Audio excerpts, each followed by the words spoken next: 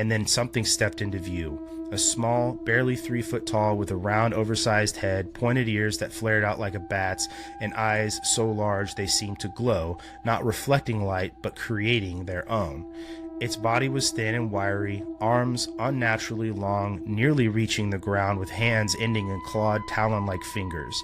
Its legs were short, almost vestigial, and it didn't walk. It glided, hovering just above the dirt like it was moving through water. Billy Ray screamed. He and Lucky dashed back inside and grabbed a 20-gauge shotgun and a .22 rifle and began firing. The creature flipped backwards, spun midair, and vanished into the trees, but there was no blood, no shriek, just silence, and then more movement. At one instance, Glennie Langford asked Billy Ray what he was shooting at, and in reply, she got the haunting message of "something I hope you never have to see." But then on the roof appeared another one, and one peeked into the side window. Another reached down from the eaves with a long, spindly arm. For the next 4 hours, the Sutton family was under siege. Bullets were fired through walls, windows, screen doors, and every time one of the beings was hit, it would collapse, bounce back onto its feet unharmed, and drift away with a chilling, weightless grace. They said the creatures made no sound, but sometimes they heard a metallic scraping or a high-pitched whine that was barely audible, like a frequency just outside of human hearing.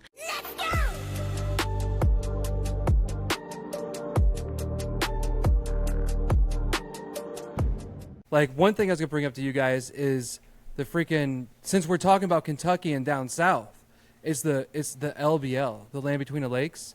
Mm-hmm. Man, there's a lot. I know of quite a few stories surrounding that general area and Kentucky. Like, there's a guy who had a Dogman encounter in Kentucky that basically like ripped his dog apart, and his other dog like saved him, and it gets pretty weird. And in southern Indiana, there's a lot of occult stuff going on, and like it gets pretty like the story I heard, which is, this is gonna sound weird, but it's like believable. It's almost like Twilight in real life, with the we'll just say vampires and werewolves. You know. Okay. Now, I don't know how it actually works and what is really going on, but there's a lot of occult stuff going on near Evansville, Indiana. Really? But what was this that you were watching, that you were on? So this was from the Confessionals podcast. And I don't know if that is like one of the best podcasts I've listened to. Okay. I've heard of them. I haven't listened to them. There's a couple different paranormal podcasts I listen to. Actually, the one that kind of got these guys famous is Euphemet podcast. I used to listen to that one because of Jim Perry. And then he's got a couple other podcasts, but like Astonishing Legends is another one. I like Brothers of the Serpent. That one's really good. They do a lot of esoteric, like ancient history stuff too. But yeah, the 37th Parallel has a bunch of different things. Like it's Roswell is on there, the Dulce Underground alien base, Area 51, one of their black sites is right on the 37th Parallel. Joplin, Missouri has the spook lights that sit there. Like I said, there's all those cattle mutilations, and because it goes through all these different states, it hits like Colorado, Kansas, Missouri, New Mexico, all of them. They bisect it. And then obviously the Mammoth Cave system, which but Mothman, the Ozark Howler, Bigfoot, little people like Pukwudgie, portals and caves, all that stuff. It exists right along the 37th Parallel like that.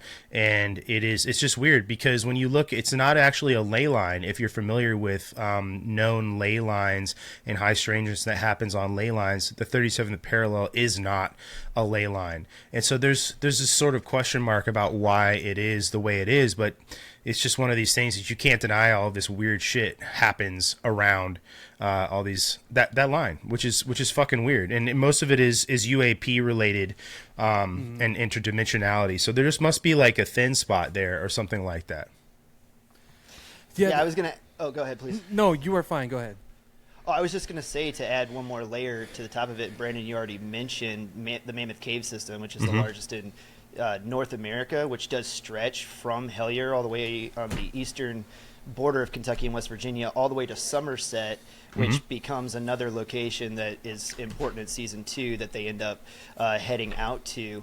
But that entire cave system, the main branch of it, sits on the 37th parallel. It does. And then, as I told you, like I grew up for about a year of my life. I lived in Ashland, Kentucky, which is like 150 miles north of there, like up in the tri-state area where Ohio, Kentucky, and West Virginia come together. But I spent a significant amount of my summers. My granddad liked to vacation over inland between the lakes. Like that was one of his favorite places to go. And so legitimately, we were over there the very first time I ever went out with him, and he straight up, like while we're sitting around the campfire, was just like, "Hey, by the way, if you hear somebody calling your name in the woods in the middle of the night, like don't go out there." Yeah. You'll have to tell that later when we start getting into all of that. No, for I sure. will. But it's like it was a legitimate. Like he was doing it to be funny because my granddad was always like a trickster. He was a jokester, and he like he was laughing while me and my brothers were like shaking in our tent all night long with our flashlights. But that's legitimately a thing, like an urban legend that I grew up with in Kentucky, where it's like, hey, if you hear somebody calling your name in the woods at night, don't go out there alone. Yeah. No, that's I've something. heard of things like that. Yeah. I think that exists sort of everywhere too, because even when I was in Montana, I heard that from some locals, and some of these other things about like, the watchers and shit like that in the woods. I think that's just like one of these things that permeates. And I think I think a lot of it probably comes, I'll talk about it too, but like it transplanted from Europe over, but then also the Native Americans tend to have the same sort of lore. And I think that that's really interesting too, because I think it adds sort of just that another like context layer to prove that it's not just somebody looking at and viewing certain things through a lens, that there are other people that have way different lenses they look and view the world through that have the same experiences, and they have their own explanations. It's kind of like the whole Bigfoot thing, where like Bigfoot in the Pacific Northwest is brown to match all the tree bark, but then you got the abominable snowman or the Yeti that lives in the Himalayas, and he's white to match the snow. So it's just kind of, which is exactly what an animal does, is adapt to its environment. So like when you have all these different cultures that have these cryptids and things like that they're just the same, but they are all adapted to the environment around them. It's kind of like, which kind of makes me think like about dragons too. But anyway. Yeah, or you got the skunk ape down in the far southeast That's that another likes one. to live in the swamps, Yeah, right. And he's got longer hair to match like the sawgrass and stuff like that. Yeah. And you got just the like skinny ones, like the very athletic build, and then you got the big ones like you saw in California. Yes. So it ranges, and I'm a believer in Bigfoot for sure, because it just makes sense. Like I don't know where you guys feel about it, but there's so much vast land out there. Yes. I mean, we just somewhat recently found the bonobos apes, relatively recently as far as where they've been, and they were always a myth up until they were discovered. So were it's just pandas actually. Yeah, same with pandas. Yep. No, exactly. It's like the ocean, dude. Like people talk about finding new stuff in the ocean all the time. I've always heard like the statistic that we only know like 10% or less of the ocean, or something like 2% maybe. And it's like that's a really low number. I don't know how accurate that is, because I don't know how you can know. You could put an exact percentage on what you don't know, right? But it's an estimation. But they're gonna. It's to me, it's not that crazy to think that at a time when there were large sauropods like dinosaurs walking around, that anything that lived in the ocean, like a giant squid, couldn't have survived throughout time, especially if what happened was a meteorite that struck the Earth and killed all these dinosaurs. Well, it wouldn't kill all the aquatic life, right? Right. You would think that at least most of those would have survived, if not all of them. And then on top of that, there's a lot of talk about the ocean and the land. Have you heard anything about the sky? Like not a lot. Just like Native American stuff, like the Firebird and things like that, or the Nazca lines that involves the sky. I'm talking higher up. Oh, are you talking about like when you say the sky? Are you talking about like the firmament? Is that what you mean? Like in the atmosphere, like atmospheric beasts, like living creatures in the sky. And I wish I remember who, and I'll look it up for another time. But they brought up, and they laid it out really well. but like there's like basically sea creatures living in the atmosphere, and there's so much moisture up there from what they're saying that it kind of makes sense. I've never heard of that. Yeah, look into it. It's like, I think if you Google like atmospheric beasts, it might come up, but it's called something else as well. But Okay, it's I'll have very, to look into very that. interesting.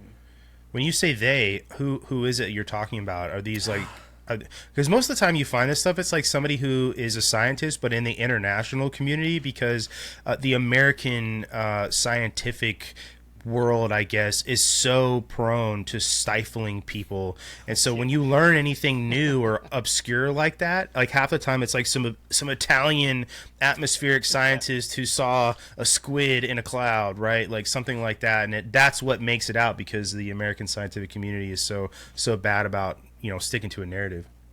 Dude, Yeah. archaeologist makes a discovery in the United States. Smithsonian comes in with choppers, takes it away, never seen Right. it again. Bullet to the back of the head. Kind of like giant bones that Exactly. Exactly. No, that's existed real, but bro. never existed. Yeah. Yeah. Right. Dude, I think that actually is like the watchers of the Bible that's left over. That's what I think giants are. I think that these are the watchers breeding with the daughters of men, and like Goliath being a giant, right? I think at some point that there were, and that they were a hybrid, and they existed for a long time, and just like anything else, because now once you exist here with human beings and all these other animals, you're at risk of the same things that could kill us off. We know that there are the Denisovans, we know that there are Neanderthals, we know all these other different hominids that were walking around, Australopithecus, things like that. They just died off because they weren't able to adapt to their environment, and there are other beings like us, were able to adapt and overcome better, which makes us the apex predator in that way. But it's just one of these things where it's not that weird to say they just got killed off, because there would be way less of them, right? And Yeah, and biblically speaking, there were giants. I mean, there's no Yeah. there's Yes. no way around it. And Yeah, Goliath. I mean, they even said, when the two scouts went to go to the city, it's like they came back and they were afraid, like, oh, we're like grasshoppers to them.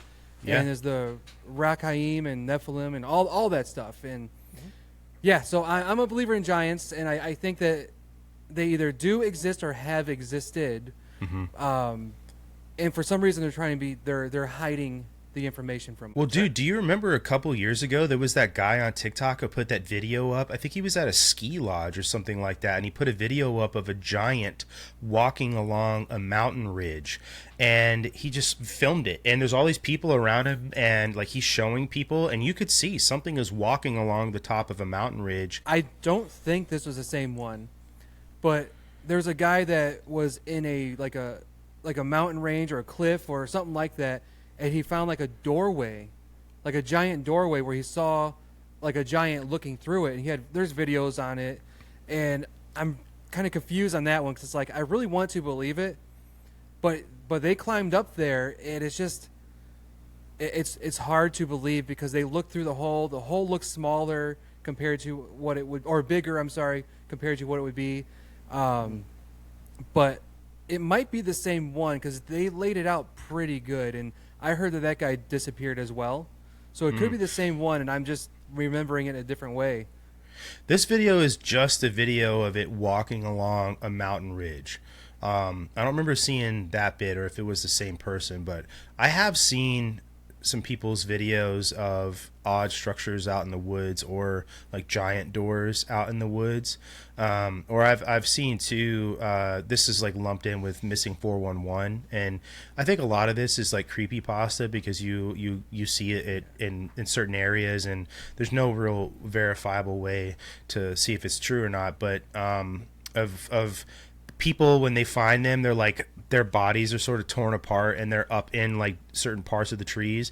And now that is an aspect that is true, because they're like the Forest Service, and like David Paulides has put that information out there, that people's limbs and stuff were found like way up in really tall like lodgepole pines and things like that. But that a giant is what ripped that person apart and was able to pull like limbs from torso and chuck them with that much force up into the sky, that they landed in a tree.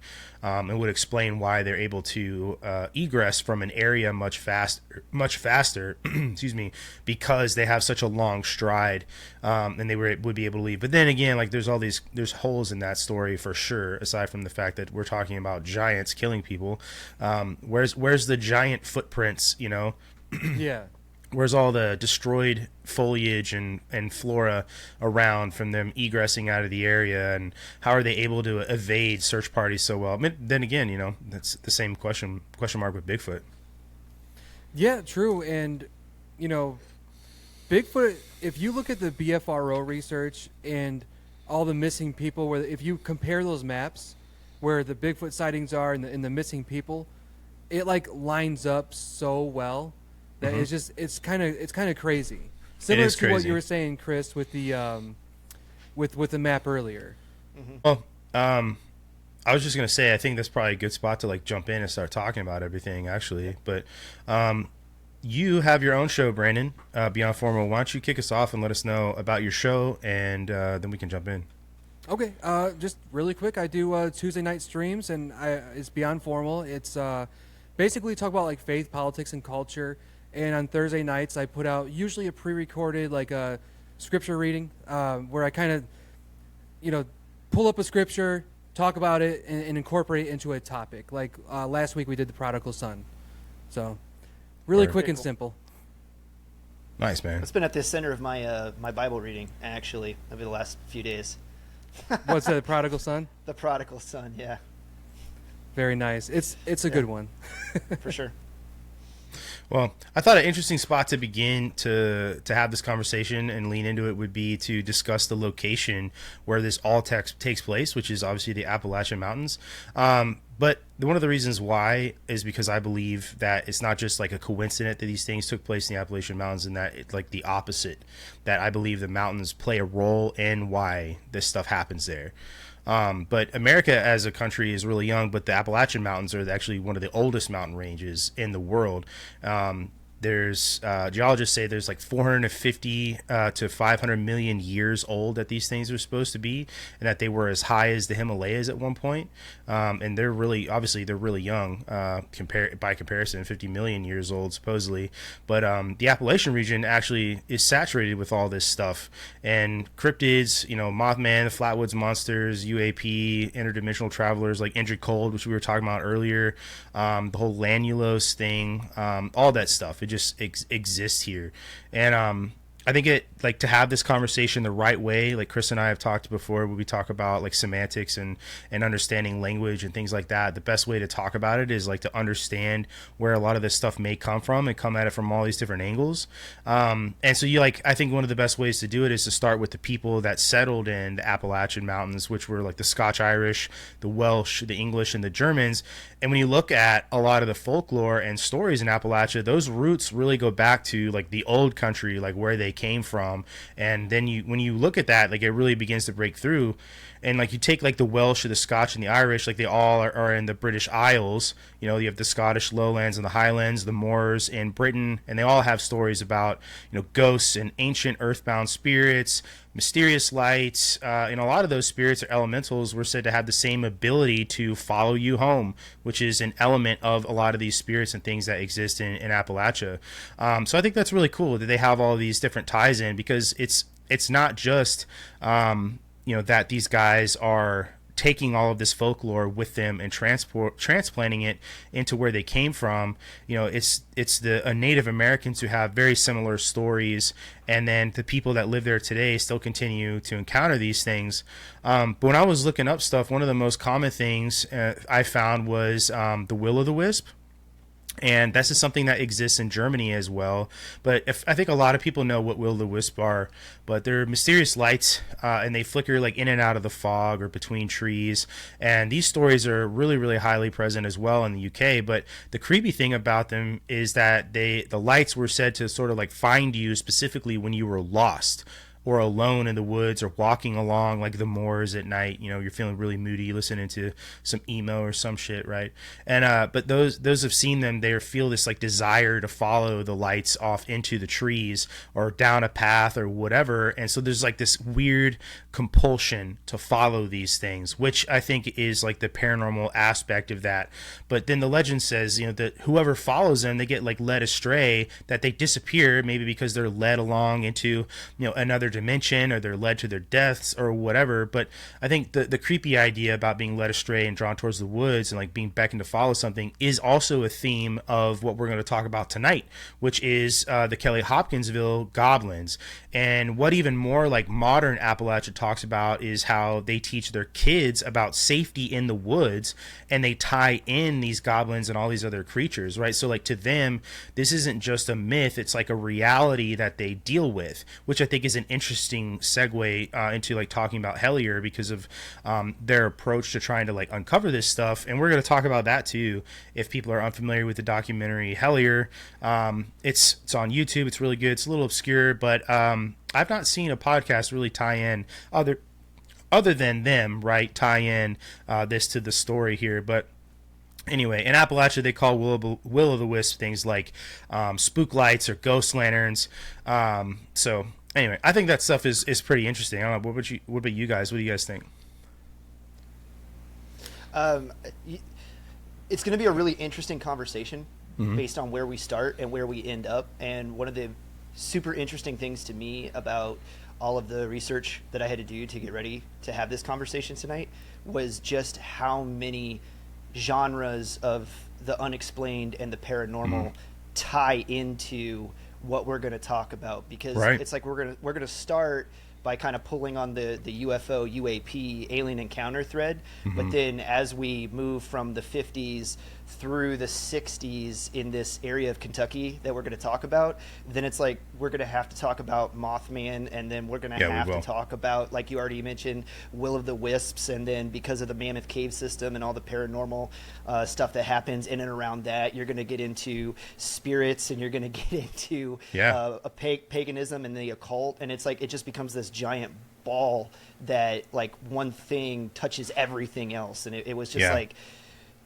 I started over here, and then it was just like a different rabbit hole every night. It's like the grand unifying theory of the 37th parallel, right? Yeah, like, exactly. Yeah. But it just like begs the question then too, is like we were talking about earlier, is this just carried over lore that's become a part of the culture, or were the settlers of Appalachia just perceiving actual events that, you know, were through the lens of their previous lives? Or even weirder, right, is this idea of a tulpa. So it's like collective belief that then becomes reality because there's like so much thought into it. But this sort of belief, the collective idea thing, exists as well, like in modernity, because of examples with like Slender Man or the Rake. These things, they start right that like as creepypastas online. But some of the I actually pulled up a list here, and this is from Haunted Appalachia, but this is a list of some of the more famous spooks, I guess, in the region. So there's the Tommyknockers, which are of Cornish and Welsh folklore, Redcaps and Trows from Scotland, Kobolds from Teutonic folklore, which is German, dwarves, trolls, and then even in Japan, there's the Tengu and the yokai, right? All of these different tricksters from around the world. The common thread there is they're all cave-dwelling, small, and humanoid. Now, there's all kinds of different yokai, but the Tengu tend to follow like more that this thread we're talking about. But another one is ghost riders, or chasers, as they're called in Appalachia, and that has ties in both Celtic and Appalachian lore, and these are seen as like phantom horsemen, essentially. And in Norse lore, they have the Hunt, which is like Odin and all of these other Vikings that ride, and supposedly to witness like the spectral hunters was to fall into madness, or it was foretelling your doom. So, and that's another theme in talking about the Kelly-Hopkinsville Goblins. Some of these other things like Mothman, they're known as Harbingers, right? Which they're foretelling something bad happen, like the bridge collapse there in Point Pleasant, West Virginia. And it's also interesting too in Appalachia. These stories have been told too by coal miners for a long time, and so they have their own twists on like these riders, like the Hunt that I was talking about, and it involves like black hounds, which obviously is like you think of like a coon hunting dog or something like that accompanying them. And this story of like, if you hear something galloping at you like a horse, that if you hear it, don't run, just hide really, really well, which is spooky in and of itself. Somebody telling you to hide really well in the woods. But the next one I have here, this one's really popular, and this is the one we were talking about at the beginning, is has its origins in Gaelic and Scottish folklore, but it's the calling spirits. So like hearing your name called in the woods when no one's there. Often it sounds like a friend or a relative or even a deceased relative, which is even creepier.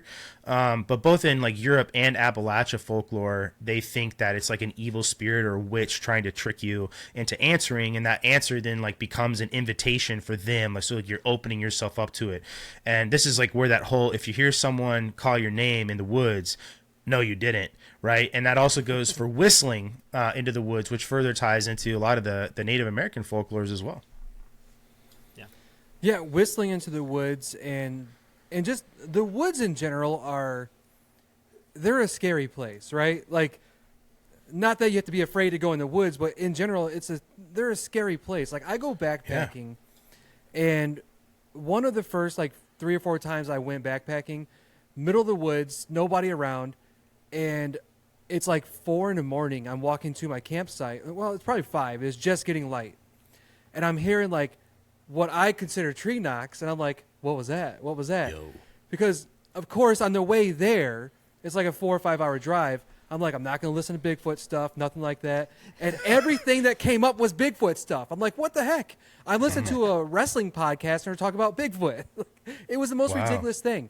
But I legit heard like knocks. I stopped, looked around. It's like, okay. And I walked again, and I heard like a 1, 2, 3. I'm like, what the heck is that? And I just kept walking, and I would hear like noises, and I'd be freaked out the rest of the night. But I think the woods, my point in saying that is they can really embellish things that happen. So when you mix that with folklore and legend, I think you can come up with things that may not be. But at the same time, I think there's a lot of things out there that are happening. Like you brought up like puckwudgies and Tommy knockers. Something that I felt was close to these goblins were like the Tommy knockers. They're you brought it up earlier. I don't want to say everything about it, but they're cave dwelling. They were there with the miners that were in the coal mines, but they got the glowing eyes, they got the longer ears, and clawed hands. I'm like, well, they're also known to knock as well. Yeah, exactly, and then kind of just mess with people, right? And they have warned people of danger, like a harbinger, like you were saying, but they mess with people as well. And I think of the Kelly-Hopkinsville incident, and I'm like, that's one of the things I thought of was Tommy knockers, because it almost sounds just like them in a way. It does, and the Tommy knocker thing ties really well into the knocking thing you were talking about, and so does knocking with a lot of other spiritual entities, right? Not just Bigfoot, to throw that out there. And knocking is actually a big ape thing, which is the tie into Bigfoot, right? Like other apes. I'm not sure which big apes do it. I don't know if it's gorillas or orangutans, but they're a group of big apes who use knocking as a way to do that. But the Tommy knockers and coal miners specifically, because obviously this area of America is saturated with different coal mining companies and families that were coal miners, that they knew that hearing knocking, it's become this superstition in mines to evacuate if there was a knock you heard. And it kind of makes me think. I was thinking about it earlier when I was thinking about the Tommy knockers, actually specifically. Funny you bring it up. That if you did have this cryptid, small humanoid race of beings that lived under the ground, right?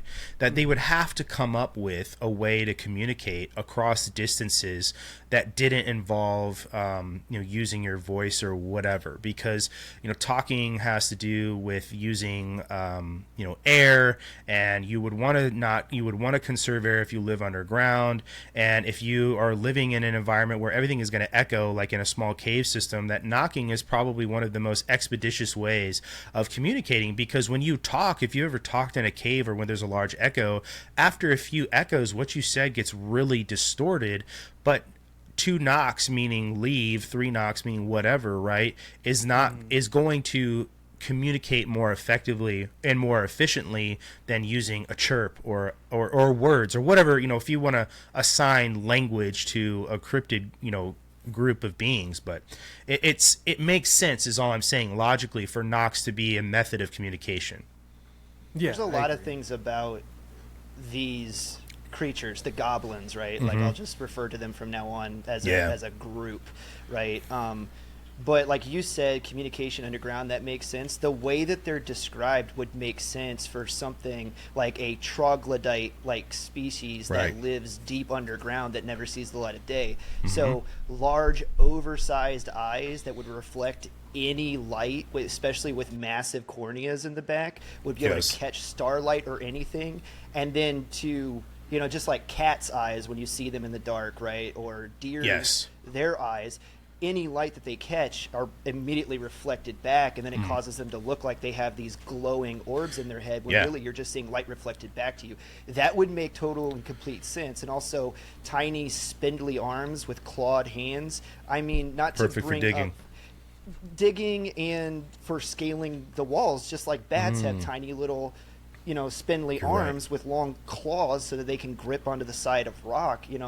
I don't mean to bring up fiction as something to compare it to, but like when you look at the goblins, of Tolkien lore, I mean, that's exactly how they're depicted.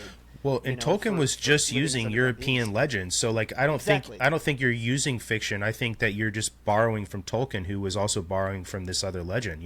So and I think that's like spelunking is a common thread in like German dwarves and other goblin stories and things like that, like across Europe, is living in caves, and this sort of fear, I think, too, of like the dark and the unknown, if you're going to get like really philosophical on it. But massive ears, perfect for hearing, it just makes right? Sense. Yeah, well, it does. But like you were saying, picking up the slightest variation, like bats, vibrations through a cave system, like bats. It all makes perfect sense. If you were to say, hey, this is a flesh and blood creature, what do you think it would look like as a bipedal creature that lives underground? Yeah, and running down that thread, dude, like you were talking about bats, some of the communication ways that the Kelly-Hopkinsville Goblins communicated, and then in Hellier, to listen to what David Christie talks about, these things that were attacking him and his family, they communicated in chirps, and bats communicate in like really high pitched noise as well. They use sonar, right, which is why they have really, really big ears to hear insects and things like that. So all of this to say, like when you look at like from a biological standpoint or a physiological standpoint of a cryptid, they have features that make sense, and it's almost like it sounds extraordinary, but those features are not extraordinary because they exist in other animals. And if you were going to make something like that up, you're not going to stop and take the time to do what you and I and Brandon are doing right now and pick it apart and say, well, these all match like the characteristics of this, and I'm going to build a cryptid in my head and tell this really articulate story and this elaborate hoax about X, Y, and Z. Like, it just makes me think, man, like there is something to all of this, and that people aren't just seeing the same shit all over the place for no reason. I think that I think it's real. And another one too that I read about and believe wholeheartedly in is this like idea of the Watchers, and not like the Watchers from the Bible, but like I'm talking about more like the Celtic lore, like people who watch, right? They just call them the Watchers, or spirits that like watch you from behind trees, on top of hills, things like that. And then you randomly get in the woods and everything goes like eerily quiet, and then you feel eyes on you, like could be a predator, right? But in like both Appalachian and Celtic lore, these are stories of like the hidden ones, and that also ties into the Kelly-Hopkinsville Goblins too, because there are stories of beings watching and luring you into the woods, and we'll talk about that too later. But there's also the idea of Indrid Cold being a watcher, right? And he is, I guess, so to speak, like monitoring what other like as John Keel calls them, ultra terrestrials are doing on planet Earth. He sort of identifies himself as that to like Woodrow Derenberger. But to say all that really fast, I want to say too that like a lot of these stories we're talking about exist in Native American folklore, and so it's like why I don't think it's just transplant of folklore, and that these legends have survived as creepy stories because of that transplant. I think it's something that actually exists, and it is here. But another fascinating thing too, and you think about it, is the Appalachian Mountains and the highlands of the British Isles. They were all once part of the same mountain chain and split apart because of plate tectonics and continental drift. So when you look at all of the lore, right, and how it matches up on the other side of the ocean, well, at one point, like that land was all the same. That mountain range just broke up around 300 million years ago in the Paleozoic area or whatever. But the geologists have done studies to prove, like, yes, the Appalachian Mountains are from the same range as in England, right? So like the rock strata, fossils, tectonic structure across the Atlantic, all that shows that it was connected. So like to me, like that means that these cultural myths and the deep time fears brought over by the Scotch, the Irish, Welsh, British, whatever, they're not just metaphorically rooted in the land. They're literally like returning to ancient ground, the same exact place. So to say, like, that means like the spirits and folklores believe they brought with them was already here, and it's just existing in two different locations, but it's all the same stuff. That makes sense. I've heard about the Appalachian mountain chain. It literally just goes all the way up, throughout Britain, like you were saying, into the area, which is why there is, like you're saying, the a mimic almost of things that happen over there and things that happen over here, but sometimes they're just called different things. When you speak with the Native Americans from here, with the Pukwudgies, they call them a bunch of different things. And something I wrote down was the goblins. I wrote down goblins equal demons or fallen watchers. And the reason I got that is because when you look at the caves, they're like, you can see them as two different ways, or, well, maybe more than two. But for sake of my argument here, spiritual strongholds or ancient pagan worship sites, because a lot of times the caves, the ancient pagans, they'll go to those sites because, you look down a cave, it's dark, it's mysterious. Why not worship ancient pagan? Why wouldn't the ancient pagans worship there? And right, the Tommyknockers, I think they kind of fall in line with this as well. And they're just, I think they're right there with the goblins. I would group them together like you did, Chris. Probably the same thing. That's kind of where I'm coming at. Well, one thing you just said that made me thought of another podcast Chris and I had done was about Hoska Castle. Are you familiar with Hoska Castle? No. So Hoska Castle, actually, it exists. I think it's in Romania, Chris. Is that where Hoska is? It's in the eastern part of Europe. He'll check me on where exactly it is, but it ties all the way back to this king called Slavibor and his son, and there is this huge crag opening in the ground, and supposedly the locals that lived around there said all these terrible demons would come out of the hole, and they would smell these terrible smells that would kill animals around the hole, and he had a massive wooden fort built right up on this flat top like plateau where this massive hole is, and it collapsed and would fall over, and they had trouble building it. Go ahead, Chris. What country was it in? Czech Republic. Czech Republic. Thank you. Yeah. And eventually what happened is another king, I don't remember if it was Slavibor or another one, they ended up actually building a castle on the ruins of this fort that Slavibor built for his son. And they built it over the top of this hole in the ground, but it had been and come to been used for pagan worship, this hole in the ground, because of the things I was saying about before. And there's this huge legend around it about how they were talking about, well, we're going to get to the bottom of like what is it at the bottom of this hole. And so they they went to a prison and they found all these prisoners, and they said, well, all of you guys are on death row, and if you agree to let us lower you down into the pit and you tell us whatever it is that you see when you come back up, we will give you your life back. And only a couple of them agreed to do this. So it just like kind of shows you like how much this legend like had actually instilled this massive fear in the culture. Well, there's this legend about one of them being dropped down into it, and there's this maniacal like scream or blood curdling scream, and he gets brought back up, and he like ages instantly, essentially, because of what he saw was so terrifying. But the castle itself actually is a real place, this castle.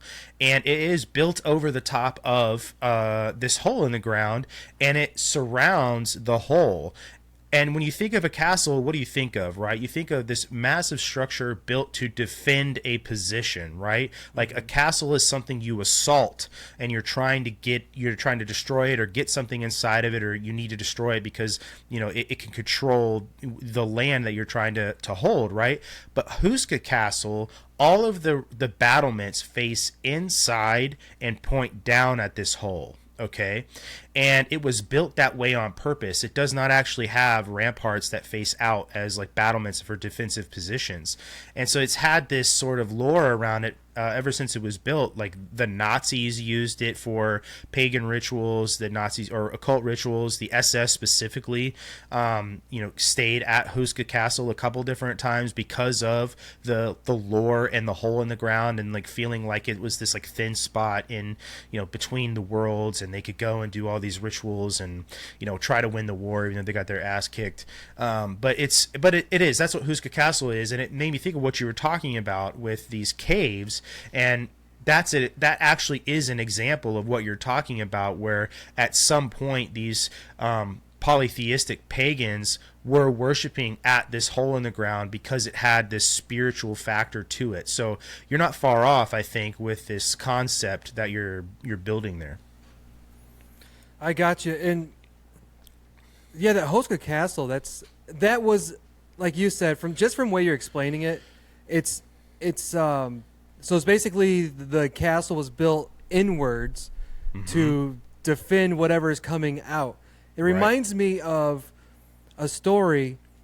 A guy by me used to own tigers, and it's not Tiger King, right?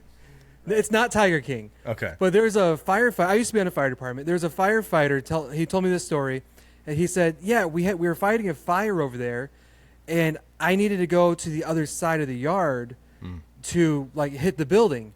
And he looked up. He saw the barbed wire, and the barbed wire was facing inward. And the guy's like, "Why is it backwards?" And he's like, "Well, that's not to keep stuff out. That's to keep stuff in."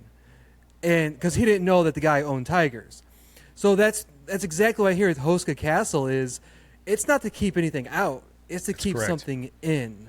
Yes. And that's exactly the point, was to keep whatever in the hole from coming out, or to be able to attack it when it comes out of the hole, and hopefully prevent it from raining down destruction or evil upon everybody around it. But I just thought that's your point about this hole and the mysterious philosophical idea behind the darkness and all of that becoming this spiritual aspect too. And then you consider caves are known to hold gases that you're not supposed to breathe, right? And I don't know if we've all probably breathed something that made us feel lightheaded or whatever, but some of these gases can actually elicit hallucinations. And so if you are, a Proto-Indo-European person, or you're a Native American, whatever you're calling yourself at the time around these caves, and you go there and you start to feel weird and you have these hallucinations, right? Like, you don't have science the way we do today to think like, oh, that's just radon gas or whatever that I'm breathing in. Like, you will think that, oh man, I'm having some sort of spiritual experience here. I better tell the shaman, right? There's that, and I've been to Mammoth Cave. I've actually gone through like one of the largest sections of it there, the national park, to go see it. And when you actually get underground and you get about 500 yards in to where all of a sudden you kind of turn, and at some point during the tour, it's been a long time. I was a kid the last time I was there, but at some point you go into a large room like vault-like room, and I think they call it like the vestibule or something like that. It has like one of those names, like I think you're what you right. would see in like a church or something.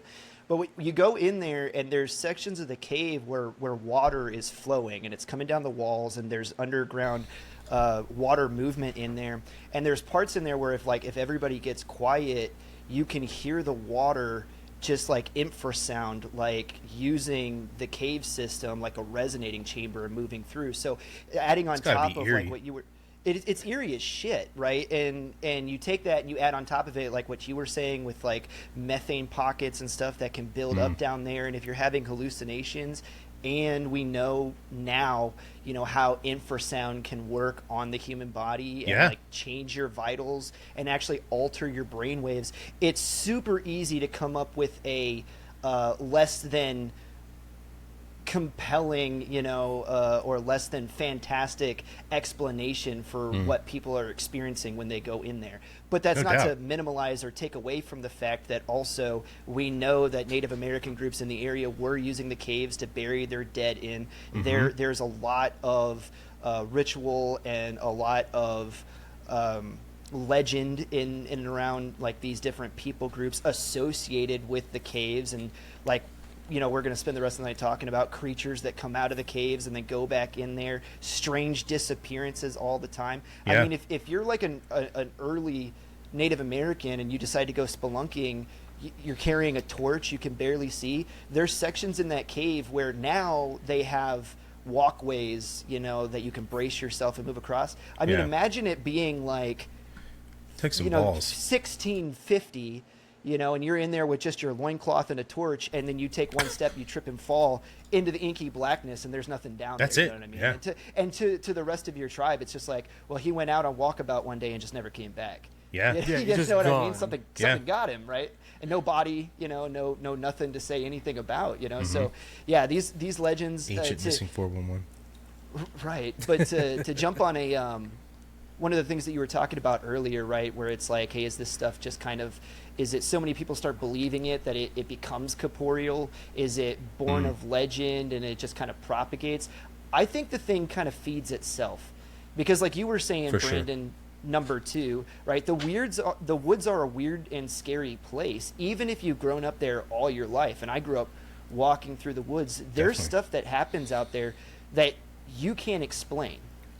It doesn't mean you could be in the woods for 30 years and know your 20 acres or whatever it is in the Appalachian Mountains like the back of your hand, and still dudes will come out of the Appalachian Mountain woods and be like, that was weird. I don't know what it was. I've lived here all my life and I can't explain that.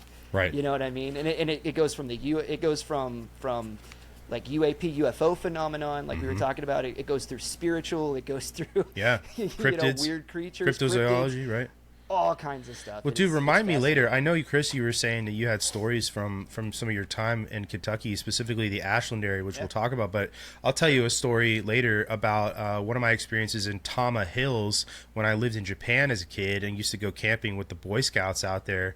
And that area, specifically where the campgrounds were, used to be a Japanese wartime base during the Imperial Japan. And I'll tell you a pretty spooky story from my time out there when I was a kid. But like we've said so many times, right, like Native American stories like exist here. And so like I went hunting. I'm like, well, what are some of the best examples of Native American folklore that tie into this? Because obviously they were there before all the Scotch Irish showed up, right? So if this is real, there needs to be, that would be a great way to add credibility to this story if the natives have legends as well. So one of the best things, and I think most highly like relevant example, were the Managishi. I hope I'm saying that right. If you're from the Cree or Innu peoples where these come from, don't come at me in the comments. But Managishi are trickster spirits as well, like the goblins. And they don't specifically exist in central Appalachia. They exist sort of like on the fringes, right? So like the areas around like the northern woodlands, sort of like the southern part of like the Great Lakes, all of these things that have like inroads back into the woodlands. But the Managishi are small humanoids. They are 3 to 4 feet tall, which matches the goblins. They have large heads. They are often hairless with big eyes, and those ears are often described as being pointed, right? They, again, have very long fingers and arms with claws, and the Managishi are also described as having 6 fingers on each hand, which is interesting. They're described as pale or grayish, and their skin is also described as being able to glow. They're said to move silently, often seen gliding across the air or teleporting, so from like one place to another, and they appear in groups, live near water, live in caves or deep gullies. They're never malicious, but they are mischievous, and literally every single one of those things checks the box for the Kelly-Hopkinsville Goblins, because like the whole like not malicious thing and playing games, right? Like you think of the instance where one of them grabbed the hair of one of the people in the Sutton farmhouse that night. That's pretty mischievous without being malicious, right? Yeah. And the return to harass and all that stuff. So like the Managishi as well are known to harass, and some legends actually also call them rock throwers or tappers, which goes into the whole knocking thing you were talking about. But it's just one of these examples. And even though the Managishi aren't directly from Appalachia, they're like an identical match to what the Sutton family saw, right? Yeah, so it gives sets a precedence that this stuff isn't just centrally located in one state or area. It's really spread out, even further than that. And I'm sure if we really dug in and looked, we could find things across the entire nation that's very, very similar. Not just along this Mammoth Cave system or 37 parallel, but just all throughout. I bet you there's a lot of stories about 2.5 to 4 foot tall things that fit this description. I can almost guarantee it. No, there are. I found ones of like the Cherokee. They all match. There's something called the Yunwi Tsundi. They match that. There's the Cherokee Moon-Eyed people, and the Cherokee, they exist in the region we're more like talking about, and the Moon-Eyed people sound a lot like what you were talking about before, Chris. They have like pale skin, the large eyes, like really small, live in caves. But they're not like a goblin. They're like thought to be like an actual like lost race of people, and they've just been like mythologized. But their eyes are really big and dark, like to take in light really easily, like what you were saying. And then the Cherokee in that region also have another bit of folklore called the Utlunta. I hope I'm saying these names right. The translation, the translation is spear finger, but this one is actually like a malevolent spirit, and they actually call it a predator spirit. But it also mimics voices. It'll call out to people in the woods, more so to children though than adults, which is sort of different. But they'll use the voice of a loved one, to like a mother or a father, to lure children in, and then the legend is that it carves out your organs. But you can sort of see that tie-in with the whole "if you heard your name, no you didn't." But that one also gives me Missing 411 vibes, just like based off of what's like been found. Some of the Missing 411 victims, the only thing left behind were body parts. Like there's a story of a leg and a shoe, and that's it, right? Yeah. So. I hear a lot of stories. Oh, go ahead, Brittany. Sorry about that. I hear a lot of stories that people are in the woods and they assume it's Bigfoot, but they'll hear their name in a mimicked loved one's voice, if that makes sense. Like, it's not your loved one, but it's a mimic to sound like it. Kind of like if I did a Trump impression. It would sound just like it, but it's not Trump. Right. What were you going to say, Chris? I was just going to ask, did we want to go back to the top and just kind of describe the Kelly-Hopkinsville incident and like walk through it, just maybe for anybody that's never heard it? No, we're gonna for sure. Just trying to like lay the context here, like people understand like this. Yeah, for sure. The whole region is full of stuff like this. You know what I mean? Right. And But one of the things I thought was really interesting that I found too is that a lot of what we're talking about is UAP related. But if you actually look up the UAP sightings and like who tracks them, the whole central Appalachia region is actually one of the lowest for UAP reporting in the country, which is really, really weird. And I was really surprised to find that.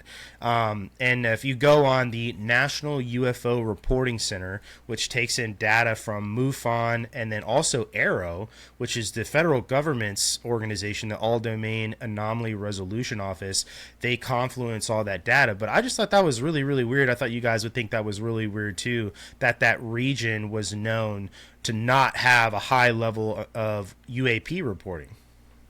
Well, part of me wonders, and I did used to live not too far from there when I was younger, and kind of understanding what small rural Kentucky is like, and kind of the people that live in the foothills of the Appalachians, especially right there in the eastern section, on the border with West Virginia. You got to understand, like Hatfields and McCoys, like yes.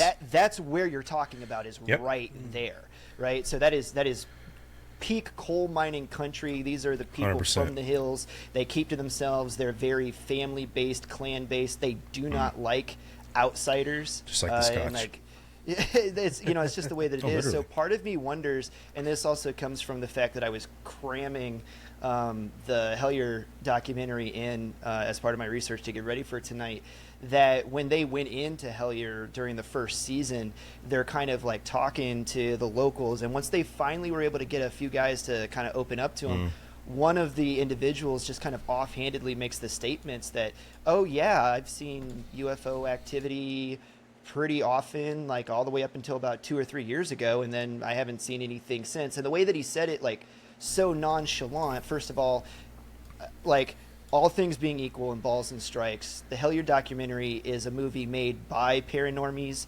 for paranormies. So if you're like heavily a skeptic person and you come at things from like, I want hard evidence, you're probably going to be disappointed. But if you're already open to the paranormal and you're willing to accept evidence like spirit boxes and synchronicity, tarot card readers and synchronicities and things like that, then hey, like it's a very good film. It was made to be a film first and then a research documentary second.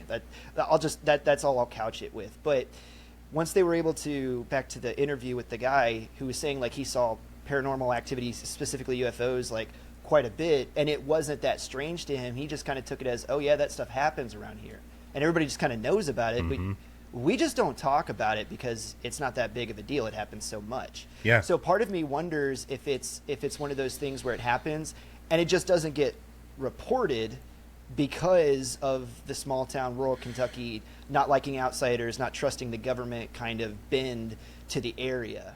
I think you're exactly right, because it's just like, oh, there's just another thing we've got to deal with. And to your point too, when you remember the beginning part of that documentary, when they first get to Hellier and they're asking all these people, they're just like hitting random gas stations, right? They're just like, we got to go where the locals are. So they're going to hit these gas stations, all these little small podunk areas, but they're asking them if they've seen like weird stuff or they've had weird experiences and strange things. They keep using this language. And then like Greg Newkirk has this like revelation that I just have been using the wrong language the whole time because of what you said. This isn't weird. When I ask you about this, you know, you will voluntarily give up information because there's like this sort of like thought process going on too in the group that people there are just being weird and avoiding the question, right?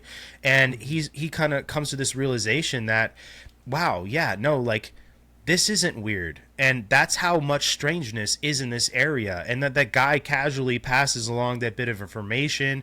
Another guy casually passes along that like, no, actually these goblins and the whole you heard your name in the woods, don't follow it. Like, we're told these things as kids, not because it's meant to scare us, but like, we're told these things as kids because it's real and you need to know not to do that. If you hear your name in the woods or you see something standing on the tree line waving you in, you don't follow that. You're not coming home to mom and dad. And he just, I think that is one of the best points to make about this whole thing, is that when you're surrounded by it and your life is saturated by high strangeness, that is your normal. And you coming into it and asking, hey, what's weird? Like, you know, if I come to your house, Chris, like I may observe something and I'm like, well, that's weird that they do that, but it's not weird to you. And the same would come if you came to my house. You're like, well, that's kind of weird that they put the bread in the refrigerator. I've never seen anybody put the bread in the refrigerator or whatever you're doing, right? Like, which is what we do in my house. You know, there's customs and things like that seem strange to an outsider, but they're not, you know? Yeah. Like, for instance, it is not weird to go to this area of the United States and see people out riding around their property with a shotgun strapped to the back of their four-wheeler. Yeah. They still ride around with guns. Go to school with a gun because they're going to go hunting afterwards. Yeah, that's not weird. Or to see them out and like shouldering a shotgun to go walk out to the barn and do something. Exactly. That is not strange in that area. But if somebody from California was to show up there, that would be like alarm bells and red flags everywhere. These people are just walking around with guns. Yeah, welcome to, you know, freaking the tri-state area of Kentucky, Ohio, and West Virginia. Like, this is just how we live around here. Yeah. But, yeah. No, I love that. I wanted to go back to the UAP, and there's a guy in Hellier, I believe it was in Hellier, that he's a professional photographer, and he filmed one of those UAPs for a while. Like, it was up there for like hours, and there's actually footage of it, and it kind of just looks like a prism almost. It was hard to make out what it was, but they said it was there for hours, and they mentioned that, you know, there'll be a UAP just in the sky, and people look at it and just get bored and move on with their lives. So kind of like what you guys are saying is, I just don't think they care anymore about that stuff. My bad, dude. I had muted myself because I was drinking on my water bottle. But to your point, Brandon, it's not even that. I think it's like that it doesn't affect their day-to-day life. You know, it's a car driving by on the street, right? There it is again, right? It's nothing that registers, you know, to you because it happens so often. And I find it interesting too, this whole New Jersey drone thing that happened last year that had like the world's attention. A lot of the video that we saw were these weird like geometric prism shapes in the sky, you know. And if you look at some of the UAP, like people like Lieutenant Commander Fravor talked about, or Ryan Graves, these Navy pilots, they talked about geometric shapes that were translucent and seemed almost to have like a shimmer or a sheen to them, moving throughout the sky or meeting them where they were supposed to go. And, you know, nothing should have those coordinates at all, right? And it just seems to me like when you talk about, I think even a couple of years ago, if the idea of a prism geometric shaped UAP, I think me personally would not have like given it as much credence as I do today. I think knowing a lot more about what I know, because disclosure has occurred, I guess you could say, not to the level a lot of people would like it to occur, but there is way more information out there about it. So I just want to point out that like that congruency with what you were saying. But I think like we've laid the scene pretty well, which is what I wanted to do, right, with like Appalachia and the weird shit that happens there. And I really want like you guys listening to this, right, like to understand just how strange Appalachia really is, and that there is all of this old folklore. Like my grandmother, her side of the family, they're all from West Virginia. You know, we're tied into the whole Hatfield and McCoy thing as well. You know, she's had a broom over the top of the door and all these other strange things that she would talk about. You know, there's a butterfly, that's your grandfather coming to visit or whatever. You know, these odd things that, you know, you really kind of only find in Appalachia and some of these other really, it seems to be the more rural parts of America, right? But I felt like that context was necessary because there is so much here to talk about that if we were to just start talking about the Kelly-Hopkinsville Goblins, it would lead to all that stuff anyway, and to provide that context, right? And actually, and I said to you guys this, but I thought a really good way to like lead people into all this would be to like kind of give a dramatic sort of like spooky telling of like that night, you know? And so I did, and I sent it to you guys. I wrote something up, and I'm going to read it off to you guys. And we're going to get right into the Kelly-Hopkinsville Goblins here, unless you guys have anything else that you want to get into real quick. But anyway, all right. So this is Brandon's dramatic retelling of the event, right? The air was thick, heavy with the weight of southern humidity and the smell of dust clinging to the fields outside the unincorporated town of Kelly, Kentucky. It was August 21st, 1955, and it was the kind of night where sounds traveled differently. Quieter, almost muffled, like the dark itself was listening. The Sutton farmhouse sat isolated, surrounded by cornfields and thick woods, miles from the nearest neighbor. Weathered gray boards, warped windows, screen doors with rusted hinges, the kind of place built for shelter, but not for beauty. Inside, 11 people gathered. Lucky Sutton, his wife and children, his mother, Glennie Langford, his siblings, a few in-laws, and a friend named Billy Ray Taylor, all passing through and spending time together. Simple folk, poor but proud, mostly church-going, and not the kind of people you'd expect to start trouble or create a hoax. Sometime just before 7 p.m., Billy Ray stepped outside to fetch a bucket of water from a well. The sky was beginning to turn blue shades into violet, and the heat still clung to his skin, and that's when he noticed a bright metallic object cutting silently across the sky, glowing with a greenish hue that dipped low behind the trees, disappearing into a wooded gully about a quarter-mile from the house. No sound, no explosion, just gone. Billy Ray rushed back inside, wild-eyed, claiming he'd seen a flying saucer crash. The others laughed at him, but Lucky, the practical one, told him it was probably just a meteor, and at Billy's terrified insistence, he and Lucky stepped back outside into the night. As they approached the back of the house and began investigating, the dogs began growling, snarling, their tails went stiff, pacing the porch, scanning the yard for something the man had not yet seen. Then came the first sign something was not right. From the shadows beyond the tree line, something moved, a shimmer like heat waves off of the asphalt, and then something stepped into view. A small, barely 3 foot tall, with a round, oversized head, pointed ears that flared out like a bat's, and eyes so large they seemed to glow, not reflecting light, but creating their own. Its body was thin and wiry, arms unnaturally long, nearly reaching the ground, with hands ending in clawed talon-like fingers. Its legs were short, almost vestigial, and it didn't walk. It glided, hovering just above the dirt like it was moving through water. Billy Ray screamed. He and Lucky dashed back inside and grabbed a 20-gauge shotgun and a .22 rifle and began firing. Classic hillbillies, right? The creature flipped backwards, spun midair, and vanished into the trees, but there was no blood, no shriek, just silence, and then more movement. At one instance, Glennie Langford asked Billy Ray what he was shooting at, and in reply, she got the haunting message of something I hope you never have to see.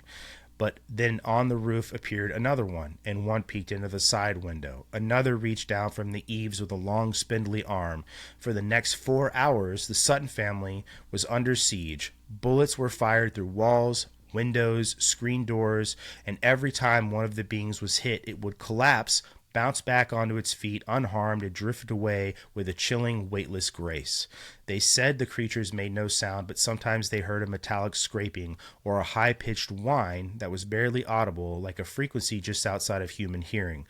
The creatures never tried to break in, they just watched. They mocked them, they probed, and finally, near midnight, the family piled into 2 vehicles and spread through the darkness to Hopkinsville Police Headquarters, nearly 30 minutes away, burst through the doors in a frenzy of fear and sweat, and demanded help. 4 city police officers, 5 Kentucky state troopers, a sheriff's deputy, and 2 military police from nearby Fort Campbell responded to the Sutton farmhouse.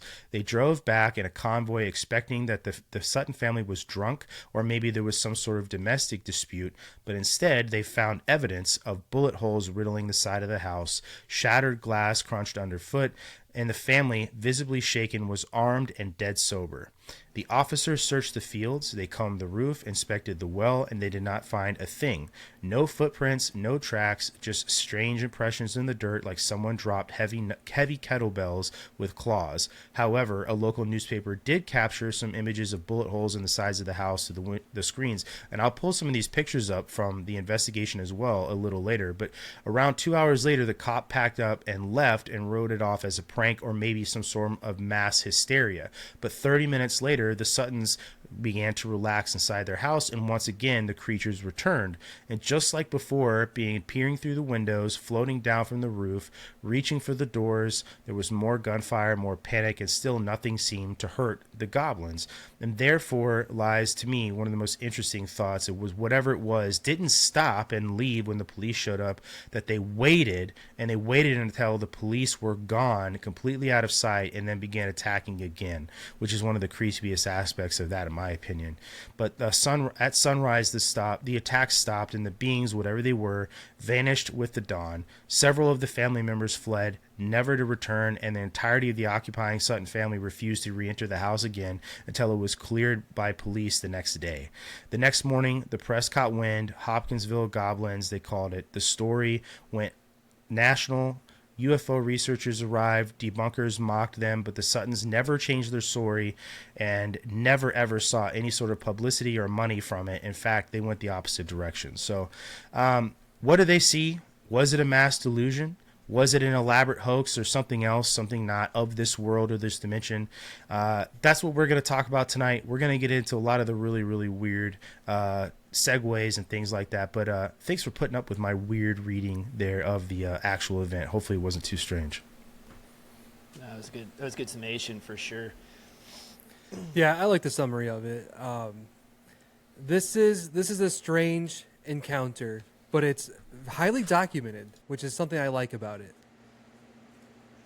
You got that, and then as far as, Brandon, you're a cop, right? Like, none of the signs are there for a witness that can't be believed, right? Like, I know every single member of the family that was there, they interviewed them separately multiple times. Story stayed absolutely consistent, didn't change. Yeah. And then, like police officers will do, or anybody that practices interrogation, they'll go back and they'll ask somebody to tell them the same story multiple times over. And then they'll ask about key details inside of the story, and then they'll start hopping around in the timeline of the story, and then go back to the top, and then ask you about the end. And the reason they do that is because they're trying to get you to trip up in your own mind, because if it's a lie, then you start tying your brain in knots trying to remember your own lie. But if it's the truth, it doesn't matter where you jump into the story with somebody. I'm telling you the truth. That's how I remember it. And so even though they took them all through that interview process nearly all night long, unimpeachable witnesses by all accounts. So that's the strongest thing the story has going for it. For sure. Yeah. That is a tactic that we use when we interrogate people, or if we're investigating a crime, initially getting a statement from somebody about what happened. And you'll see, like in movies and things like that, if you've ever actually been investigated, right? Especially if you're in the military, it's probably happened to you once or twice, right? Somebody's going to ask you some questions. You'll get asked those over and over again, or maybe you'll get called in a few days later to get asked those questions again. And it's to do what you're talking about. And now people in general, I would never say are always going to be 100% accurate. And I'll give you like a good example, even with something that isn't very serious, like a car accident, right? If you have a car accident, an incident, you ask 5 people standing on the corner to describe what happened, you are more than likely going to get 3 to 5 different explanations of what happened, because people just experience things differently, or it happened so fast they didn't notice. Maybe a car that sped away and fled the scene was a black car, but maybe somebody tells you it was a dark blue, or somebody tells you it was a gray, and then somebody tells you it was a Nissan, and somebody else tells you it was a Toyota, and you get all this different information. Are those people lying? No, they're not lying. It's just they're infallible people who can't remember and regurgitate things perfectly, because the mind is not perfect. And saying it that way lends credence to what you're saying, Chris, is that the story didn't change. And the other aspect of it too that I thought was really interesting is that the police officers actually interviewed the kids who were in the house too, and the kids' stories matched what the adults were saying. And so if you're going to like paint this narrative that the Sutton family was lying, there's no incentive other than doing what their older family members told them to do for the kids to lie to the police. There's no monetary gain for them. There's no financial backing that they're going to get for doing this. They're they just described what they experienced as well alongside the older members of the family, and it just so happened to be identical. Right. And then you also have the fact that a lot of people like to jump straight to this is prime moonshining country up in this area, right? So a lot of people immediately like to jump to drugs and or alcohol, you know, and like you said, mass formation psychosis of some kind because they're secluded up there by themselves. Moonshine is known to cause hallucinations too. Sure, but to push back on that, Granny, the matriarch of the family, complete and total teetotaler. They didn't have alcohol anywhere on the premises of the property. So that also falls through too. But it's really funny to me because as they start propagating this story, like you said, it went viral for its time. The story goes national. There are still people that debunked them and just chalked it up to alcohol use anyway, even though the evidence didn't support it, just because why, right? Like, you know, tear down their reputation. Like, who knows? Right. But, well, even the police reports, from what I've seen anyway, from the Lucky's daughter, she said that, you know, they let the police know and the police confirmed there's no alcohol on premises, on the premise, and that kind of corroborates what you're saying, Chris. Is they were sober. There's nothing else they could have been was sober, especially due to Glennie Langford, which is the mother of everyone. She just did not allow alcohol on the property, essentially. And if, let's just say, Lucky and Billy Ray, if they had a drink, it would have been well before going to the mom's house. And they're not going to go there drunk because people tend to respect their parents, especially when you have a close-knit family. Absolutely. Well, the other aspect of it, too, that I've seen people use to try and discredit Lucky is the fact that he was a carnival worker and that also he was a war veteran. And they're trying to, like, tie in the fact that his carnival worker background sort of makes him apt to embellish things, or because a carnival is full of spectacles and all this other stuff that... you know, he's a carny. He works at the carnival and he's making up the story or whatever. But, you know, I don't think that means anything really. Like, I think that back during this time period we're talking about, 1955, working at a carnival and traveling around with that carnival, like, it's a job. It's not, I don't think it was seen as the thing that it is seen today, where any sort of job where you're traveling around is sort of seen as like less than desirable. And if you do it, you're sort of seen as like this caste of people who are below those who want to go work in a corporate 9-to-5 or something. Like, think like truckers or people there are still carnies, or people who travel with bands and set up audio equipment and stuff, right? There's this aura around those jobs that just somehow, like, you're, I don't know, somebody less than desirable to be trusted, right? it's almost like modern day gypsy like culture. Yes. You know? Yeah. I could see that. And you know, Billy Ray Taylor was the family friend, and he was a carnival worker as well, and came in town with Lucky. Yep. And now he was known to. So Lucky was known to be like a straightforward kind of guy, according to the daughter, anyway. But Billy Ray, he was known to really embellish stories, but he was also known to be honest at the same time. So he would embellish a story, but still not just lie about the story. Yeah. But the entire family was known to be a mostly straightforward, straight to the point, like if there's an issue, we will take care of it. We're not going to drive out to the next town over to the police, which is what they did. Exactly. Well, and to your point about... Sorry, go ahead, Chris. I was just going to make the point that they were seen as kind of like outsiders to the Hellier community. That's the family that lives up there. Or sorry, Hopkinsville. No worries. What did I say? I said Hellier. Yeah, no, Hopkinsville. But yeah, that's the family that lives up there in the hills. You know what I mean? But very Christian. They don't drink. They're hard workers. they had a good reputation, just solitary. Well, too, and to your point just then, right? Like, reputation is all you had in an environment like that, right? Where you live out in an area where you have to be self-sustaining. Your neighbors may be people you don't see for days on end.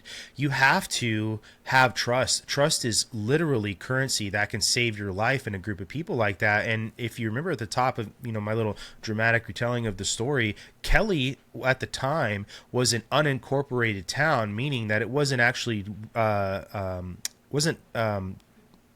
logged on an actual national registry of towns. It was seen as a part of Hopkinsville, right? And at the time, it wasn't like that. Now it is, right? But so to your point, yes, they lived out in this small unincorporated town called Kelly, and their credibility would have been all that they had to use, right? And they would know that going into town and going to the sheriff and in asking for help from the police, if they were known and found out to be hoaxing or whatever, it would completely destroy their reputation as a people out there and really kind of do damage to that community that would depend on one another.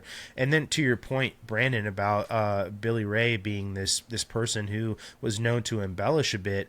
Well, even if he was, Billy Ray wasn't the only person to see this, right?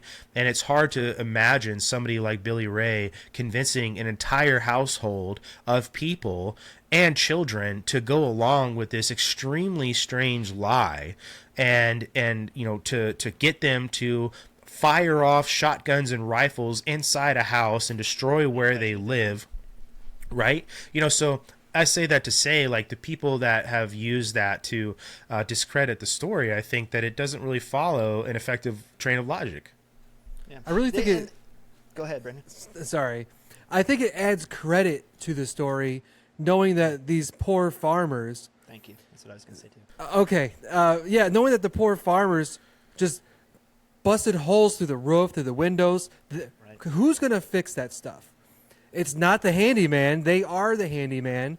You got right. Lucky, his wife, Billy Ray, his wife.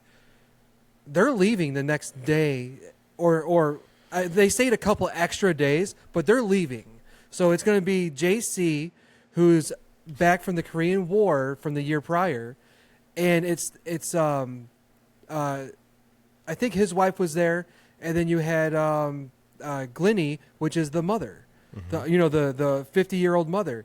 And these weren't like old people. A lot of times we think of them as, Lucky's probably in his 30s or 40s. Glennie, the mom, she's the grandma essentially, and she's probably in her 60s, but she was 50. The other ones were in their early 20s, and then I think Billy Ray's wife was 18 years old, and then you had the three smaller children. And so it wasn't like they were young, which is why they thought Billy Ray was playing a prank at first. Mm-hmm. I forgot why I even brought up their age, to be perfectly honest. But maybe perception. I guess, yeah. I guess I was just getting at that they're not going to blow away the house, right? Shoot holes in it, because there's not going to be anyone there to fix it. It's children, the mother, and JC. That's it. After Lucky and Billy Ray would leave to go back to work. Well, it's also going to be much harder to convince a group of children at that age to lie at that scale, right? Mm-hmm. I think you could sort of walk a toddler into saying certain things. And you can, depending on the amount of pressure and the trauma, I guess, involved, convince older children to say like really outlandish things.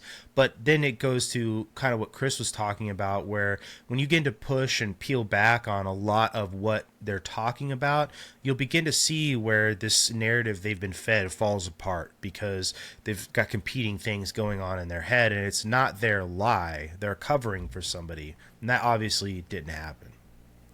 Yeah, and pulling on that thread that you were middle, Brandon, about their age, this is more of like a modern view of looking back on them and saying like, oh, well, they were all really young. Like the one wife was only 18. But this is also 1955. And people getting married and having kids in their mid-30s or their late 30s is a uniquely millennial generational problem. Like even my parents and my grandparents were all getting married in their very early 20s and having kids right away, right? So in 1955 in rural Kentucky, you know, a kid at the age of 12 is driving the tractor, is right, you doing know, work, carrying a weapon around, is doing manual labor on the farm. Like, that's just the way life was out on the farm. Like, you had to grow up really quick. So this whole idea of like, well, they're young and that could have something to do with it. Not really. They're in the prime of their lives, you know, the main couples that were there. And then I'm glad that you brought up the point about, you know, like, they're also very poor, you know, no running water, no electricity out on this property, right? So the idea, like you were saying, Brandon, when you started, that they're going to take this hoax so far as to break their windows. Now it's going to get cold in the house, put holes in the roof. Now water's going to get in. You know, it's like that, dude. That's taking it so far. So the only other, so it's either they're telling the truth or they're lying, right? Those are the only two routes that you have. And then if they're lying, they're obviously not like something did happen, because we have the casings, we have the holes in the house, right? So we know that they were shooting, so something happened. So that leaves you with they're lying about what they were shooting at. And then going back to your point, Brandon, about their reputation being everything in the community, I can't think of anything that would destroy, like if it was something that happened that they were shooting at or having a shootout, that could have been worse. So they all got together and was like, let's tell everybody it was goblin aliens, right? Because we don't want to tell them what this real thing that happened was. Right. I can't think of anything that would destroy their reputation any faster than the story that they told. It's kind of the same. It's exactly the same argument for the disciples and Mary Magdalene, right? It's just the idea that she was the first person to see Jesus, and you know, if the Jewish men, right, the disciples, wanted to have their story really be built on bedrock so that people believed them, they would not base it on the firsthand testimony of a former prostitute. Right? But they did, because that's the way that it happened, and they told the truth, right? And so here you have like the same thing going on, to where it's like, this is going to absolutely destroy our reputation in the community. Everybody's going to think we're freaking crazy. But that's what happened, and I'm going to tell the truth, and I'm going to stick by it. Even though they did suffer reputational fallout, they never did financially benefit from it in any way. In fact, it cost them going forward. Completely. But they never backed off the story. So this all lends to the fact that they were absolutely telling the truth about what they experienced. Yeah, like you said, they never financially benefited. There's no reason to hoax it. The only thing they did that would be a slight try to financially benefit from this is they started charging people to come in, but they only did that to try to deter people from coming in and taking their stuff, because they were literally just period of time too. Yeah, and I don't know if you want me to hit this, but they moved out 2 weeks after. Like, they sold the farm, the entire 27-acre farm, which was relatively small at the time. They sold the entire family farm in 2 weeks, which means they probably took a loss on it, which means, you know, think leave of their generational ownership. Exactly. And another thing I was going to say is JC, he was the one that came back from the Korean War. He never recovered from this event. So he went to Korean War and came back for a year. He was probably relatively okay, right? After that, according to the, his niece, which would be Lucky's daughter, Geraldine, she said that after this happened, he never recovered. He went job to job to job, and he was just like mentally unstable after this event, not prior to the event, I guess is what I'm getting at. And a lot of people in the family suffered with alcohol abuse afterwards. The mother held fast to her faith, but I don't know where the faith is for everyone else, but she was specifically mentioned that she held fast to the faith and kind of just assumed, goblins, demons, who knows what it was, but she didn't waver, I guess is what I'm trying to say. But a lot of other ones really got impacted, and and like I said, the mom moved from the family farm to an apartment in Hopkinsville, and same thing with JC and the family. The rest of the family moved to an apartment in Hopkinsville. So they were just done. 2 weeks, they're done. That's not a hoax. No, 100%. So I'm going to use the opportunity to kind of switch to the other side about the only things about the testimony that hit me kind of weird. The first one is they say that they have legs and arms, really spindly arms, but that they glided across the ground. That's a very weird, and they made sure to put that in the description, right? And they made a point of it.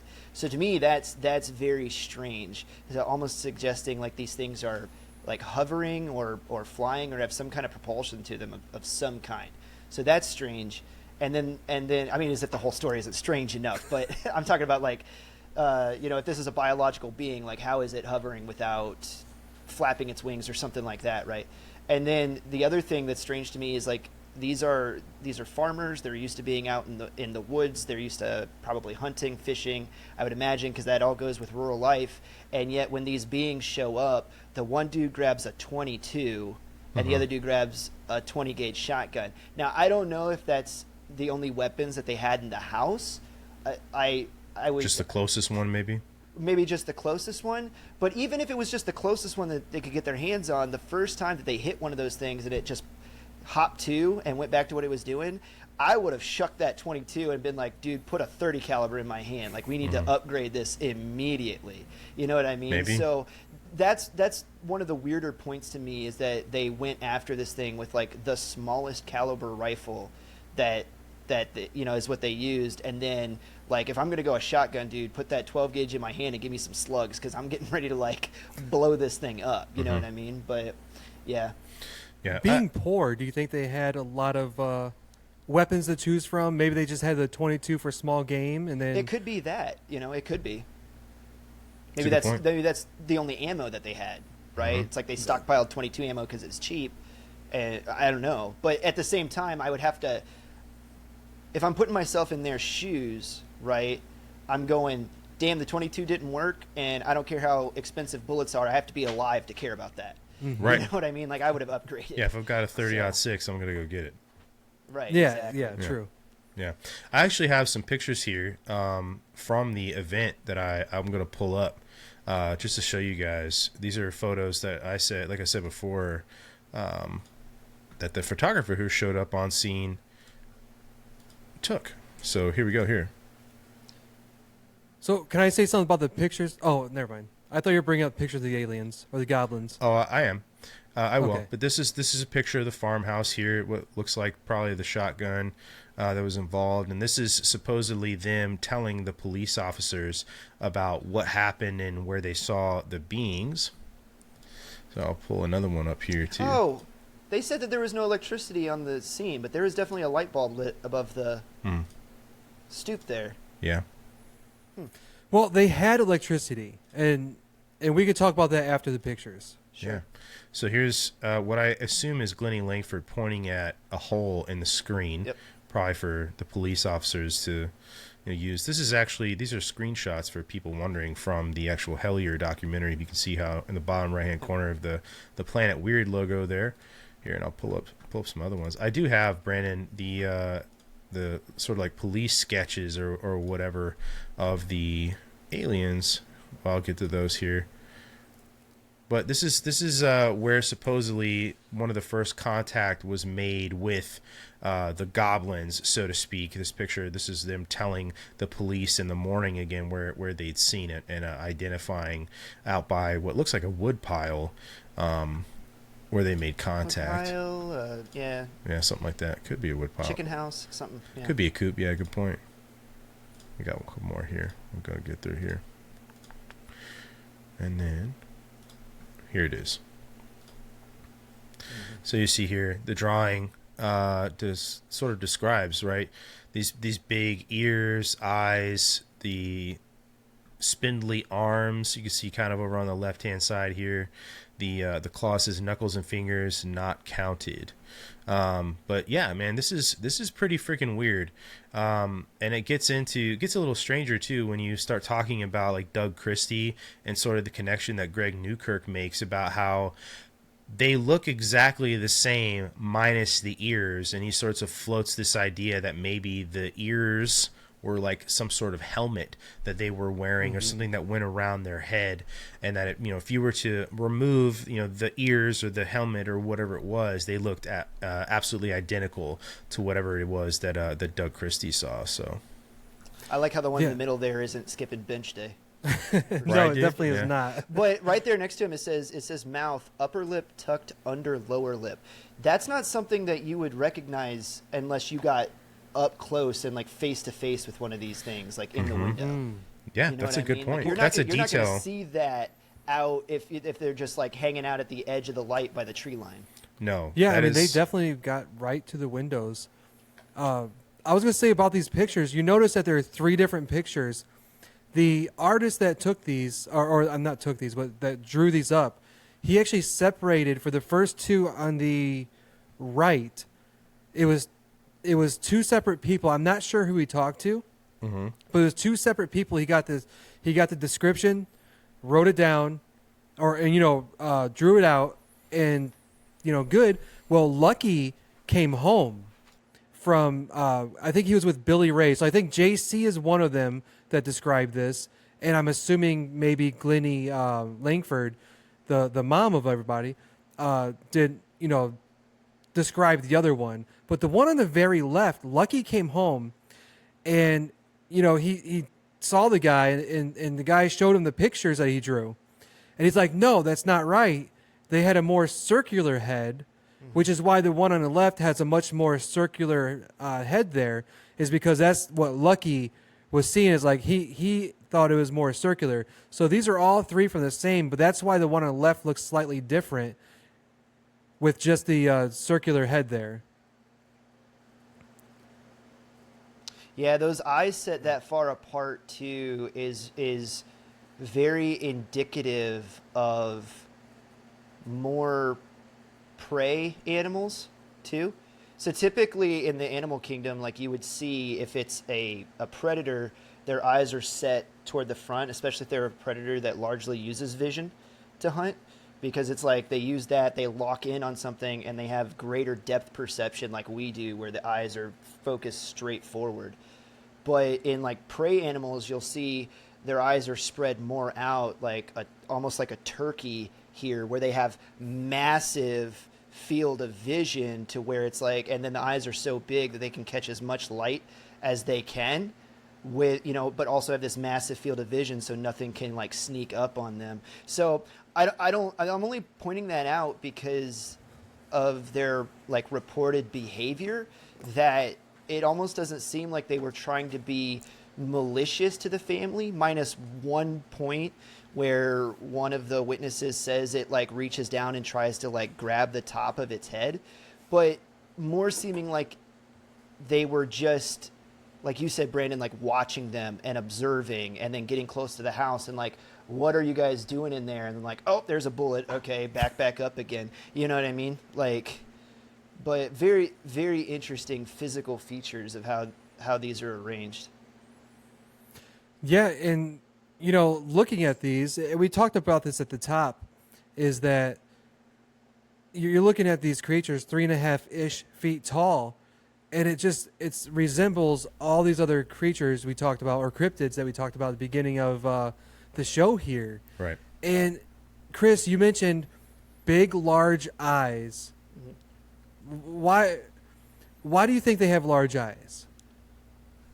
Well, nocturnal vision is the first thing that I would go to, and then also the fact that the witnesses said the eyes glowed like a certain color, so that to me sounds like a creature, Gollum from Lord of the Rings. I mean, quite literally, right?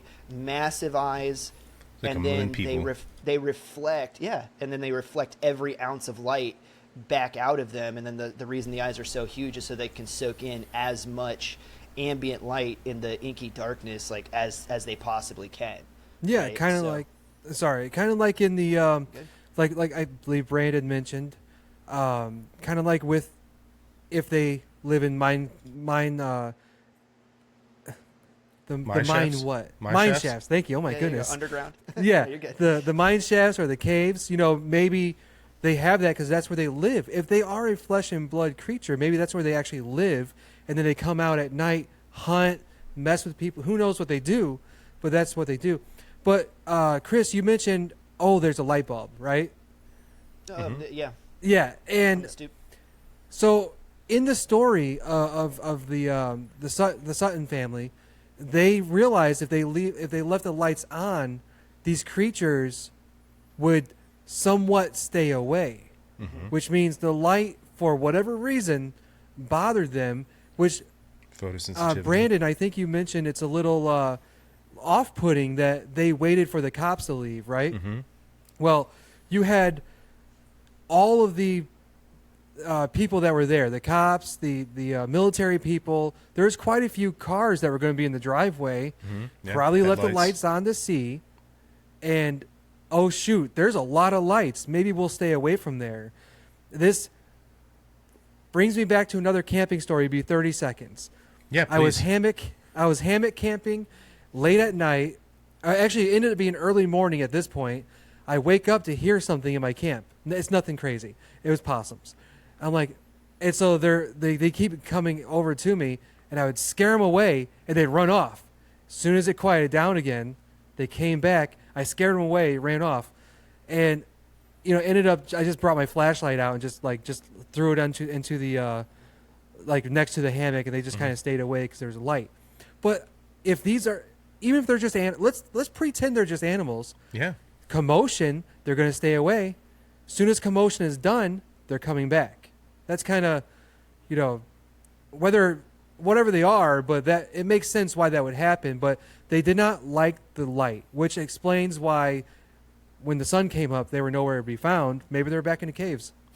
Yeah. Well, to this specific incident, right? The idea is that they came from this spacecraft, right, that crashed. That's true. And I think you're right, though, and you're onto something about the light, and I think that makes a lot of sense. The commotion piece, I would say, they're scrappy, obviously, right? Because they just got out of supposedly a UFO crash, and then the first thing they do is decide to fuck with the farmhouse over here. They don't care that they're getting fired at. They don't care that people are probably yelling and throwing shit and causing a ruckus in the house. They're just like, oh, this is fun. It's like kind of what it reminds me of. Like, we're just going to keep messing with these people, right? Oh, the other thing that I read about this too that I thought was a really interesting angle about all of this is that they didn't come in the house. And there's this aspect of like trickster spirits and this whole aspect of a lot of this other lore we talked about where there's an invitation that's required, right? And this sort of idea that maybe they didn't come in the house because they weren't able to. They're not allowed to, but they could screw with you and they can mess with the outside of the house. All this is, just an interesting angle about why they just didn't come in. Like, to me, it says, and the behavior is, they had no interest in harming them. They just, I don't know, man. It just sounds like good, rousing fun. A couple of drunk pirates showing up and peeking into the sorority house is kind of what it sounds like, Maybe we all got it completely wrong, dude. Maybe they crashed their spaceship because they ran out of fuel, and they were just like, oh, there was a house a little ways back there, and they're just like, hey, you guys got a charging station around here? Oh God, they're shooting at us. Did you try chirping at them? All right, I'll try chirping this time. Oh no, they're still shooting. It could be, dude. Just you grab never one know, and get man. his attention. Yeah, just grab one of them. Man, these people are mean. Well, the other thing I was thinking about, is what if, okay? And Chris and I, you were talking about this last night, actually, when we were talking about spacecraft and we were talking about angels and demons, right? And it's like this odd idea in the UAP space now.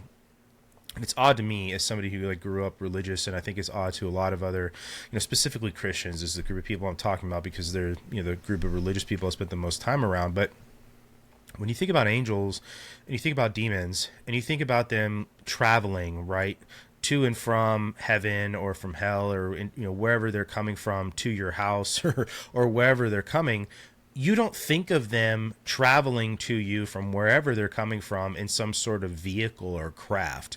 There's just this sort of assumption that they are, teleporting, almost is a really oversimplified way to put it, that they just appear. They have the ability to come and go at will, to go from whatever to being corporeal inside your home or wherever.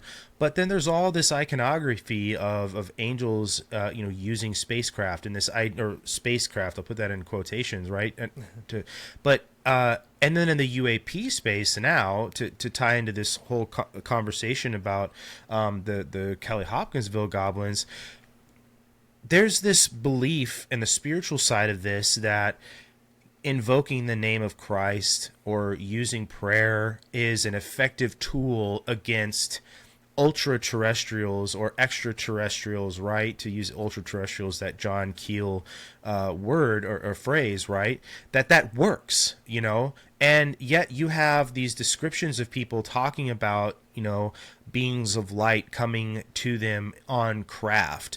And then if you really want to get into the weeds on this subject, you look at somebody like Dr. Diana Pasulka's work and the conversations and the stories that she's written about that go all the way back to the medieval period of Europe and folks that have been venerated as saints like Saint Teresa of Avila, some of these other people who have these experiences, and then the modern UAP community who have these experiences as well with beings of light, that they are almost identical, right? So there's this sort of, I guess you could say, spiritual aspect to all of this, that maybe that invitation piece actually is more relevant than maybe we realize.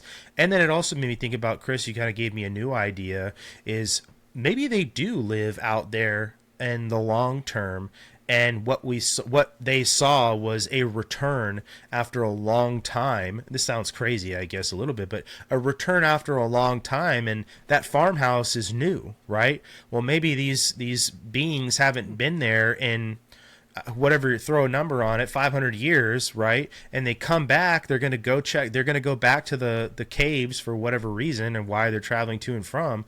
But then there's a new house. So what are you going to do, right? This is my turf. I'm going to go check it out, right? I don't want to kill or destroy whatever is there, because then now I'm going to draw more attention to myself, I guess, or I don't need to. It's not necessary. But you would go scout out what's going on, right? And you would know, hey, that's over there, this is over here, and now you understand, right? You're maybe you're redrawing the boundary of the area you're coming back into, which is a natural thing to do.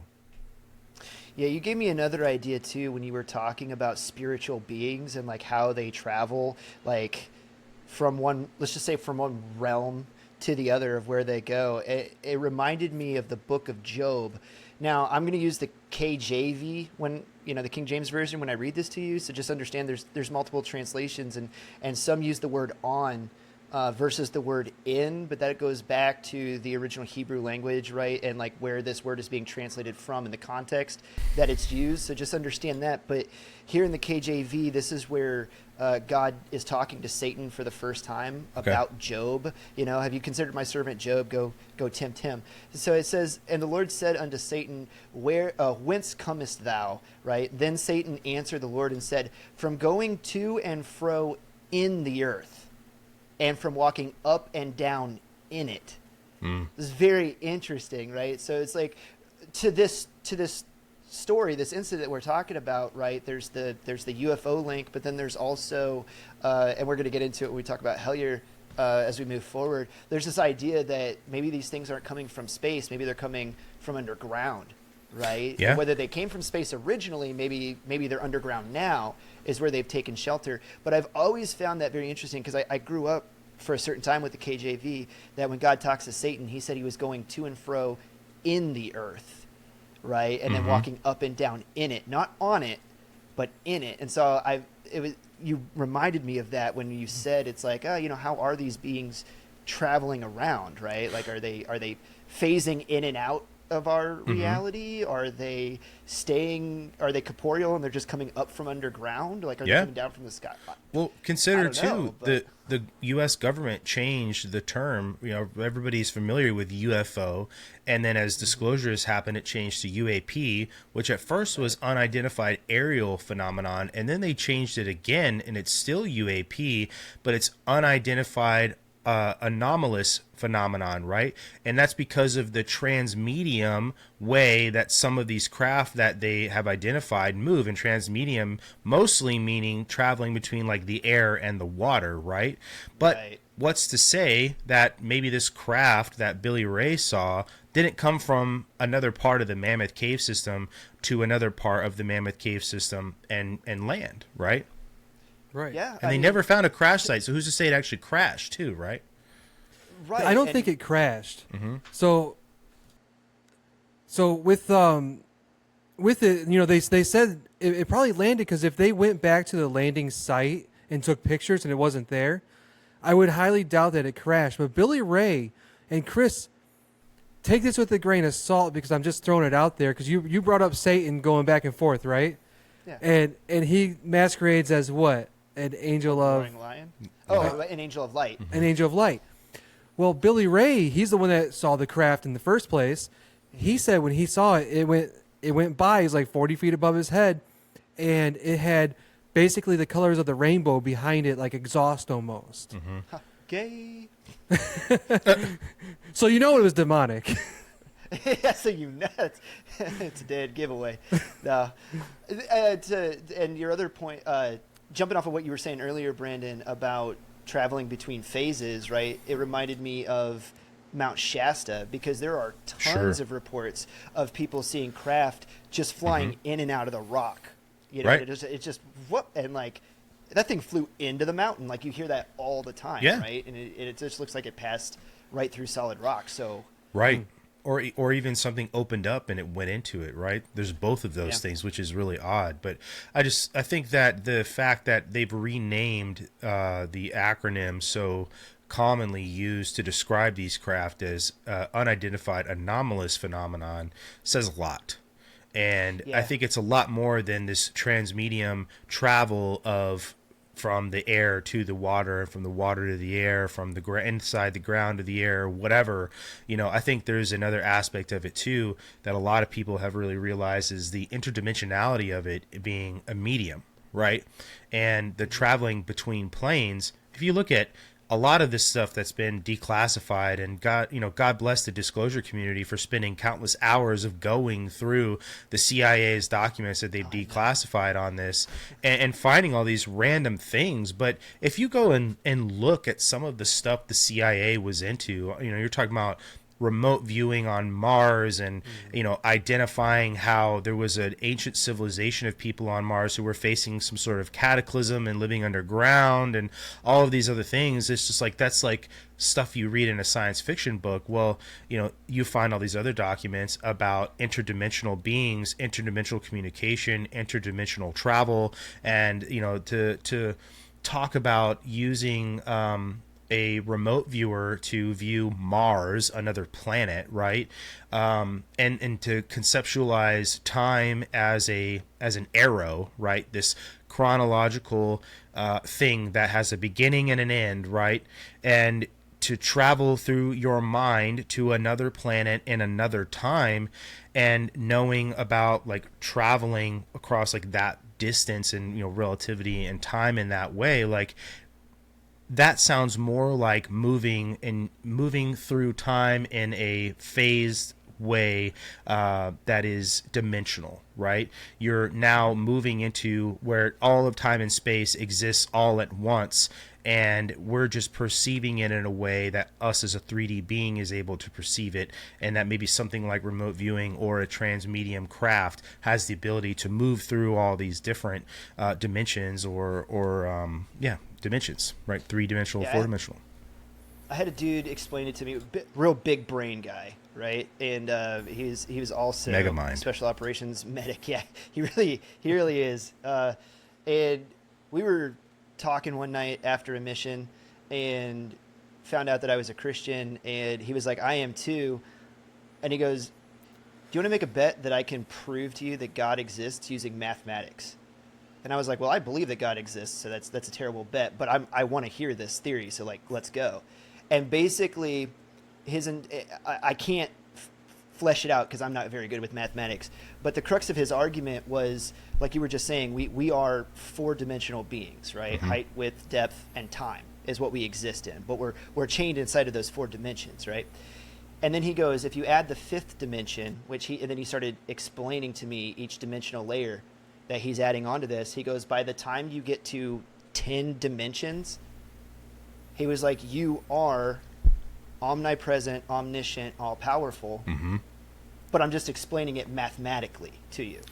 And I was like, that it makes complete and total sense to me what you're saying, you know. Yeah. And so the scripture also says that when it describes Jesus, right, it says he was made lower than the angels, in describing that he became a man like us, which is kind of where we get a lot of our theology about where angels sit in the hierarchy of things. They're spiritual beings. They're above us, but below God, right?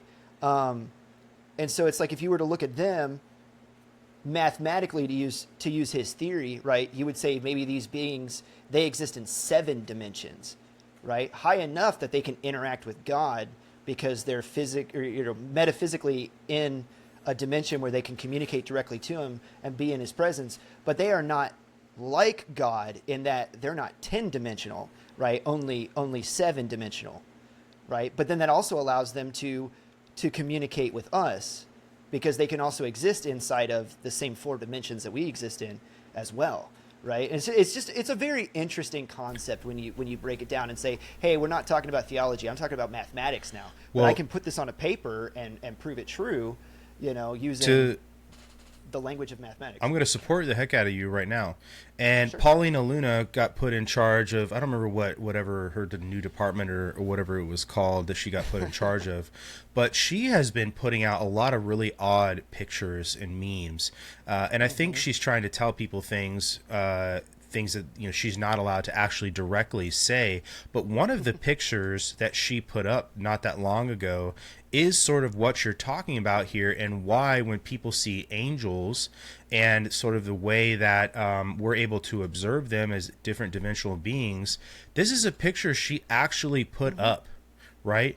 And it talks about dimensions, right? So like, here's this, forgive me, I don't remember the name of this angel, but transcendental non-object telos, connections between objects or systems, union of the transcendent and the physical, the flux of matter starts to condense around invisible telos non-objects, and then Heracletian flux of matter, formless non-object. Like, and that is, she's explaining here why when you see them, they look to be this, you know, out of sorts non-object thing, right? But she posted this, and she's supposed to be this person, that's what I'm describing. Exactly. And this represents what you're talking about perfectly, from the like ontological sense of observing something and then believing it, and then having to reconcile that ontologically in your mind.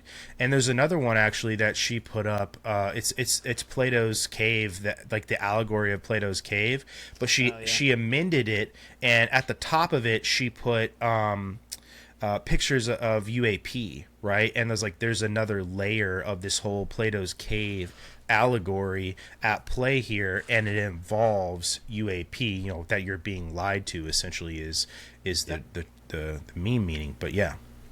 Well, it's like what I said to you earlier, right? I believe in God the Father, right? Maker of heaven and earth. Go through the entire apostolic creed.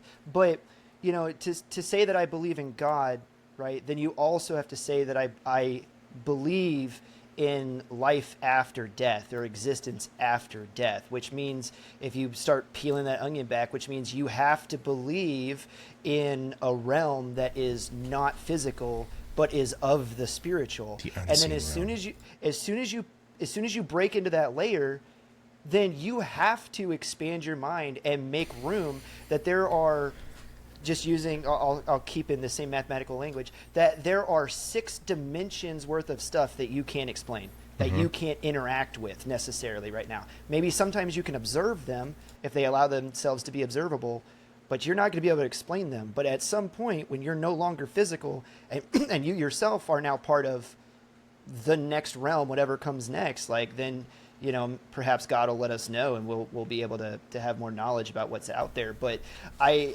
always push back against people who are Christians, and the way I describe it is like they want to be Christians and they want to believe in an all-powerful God who is of the spiritual realm, maker of heaven and earth, omniscient, omnipresent, all-powerful, but they like to put that all-powerful being in a box. I believe in God, but I have to be able to, like, he can only exist in here for what I can explain. I have to be able to understand him.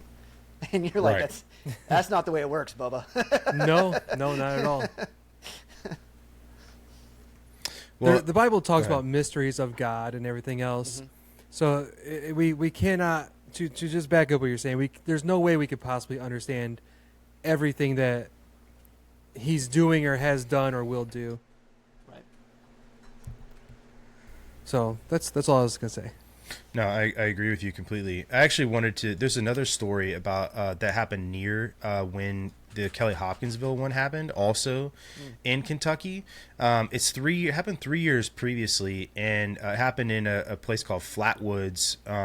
Flatwoods is in West Virginia. I don't want to misspeak, but it's 400 miles from Kelly-Hopkinsville, and it happened in 1952, like relatively in the same vicinity, also within that region of central Appalachia. But it's called the Flatwoods Monster. Right.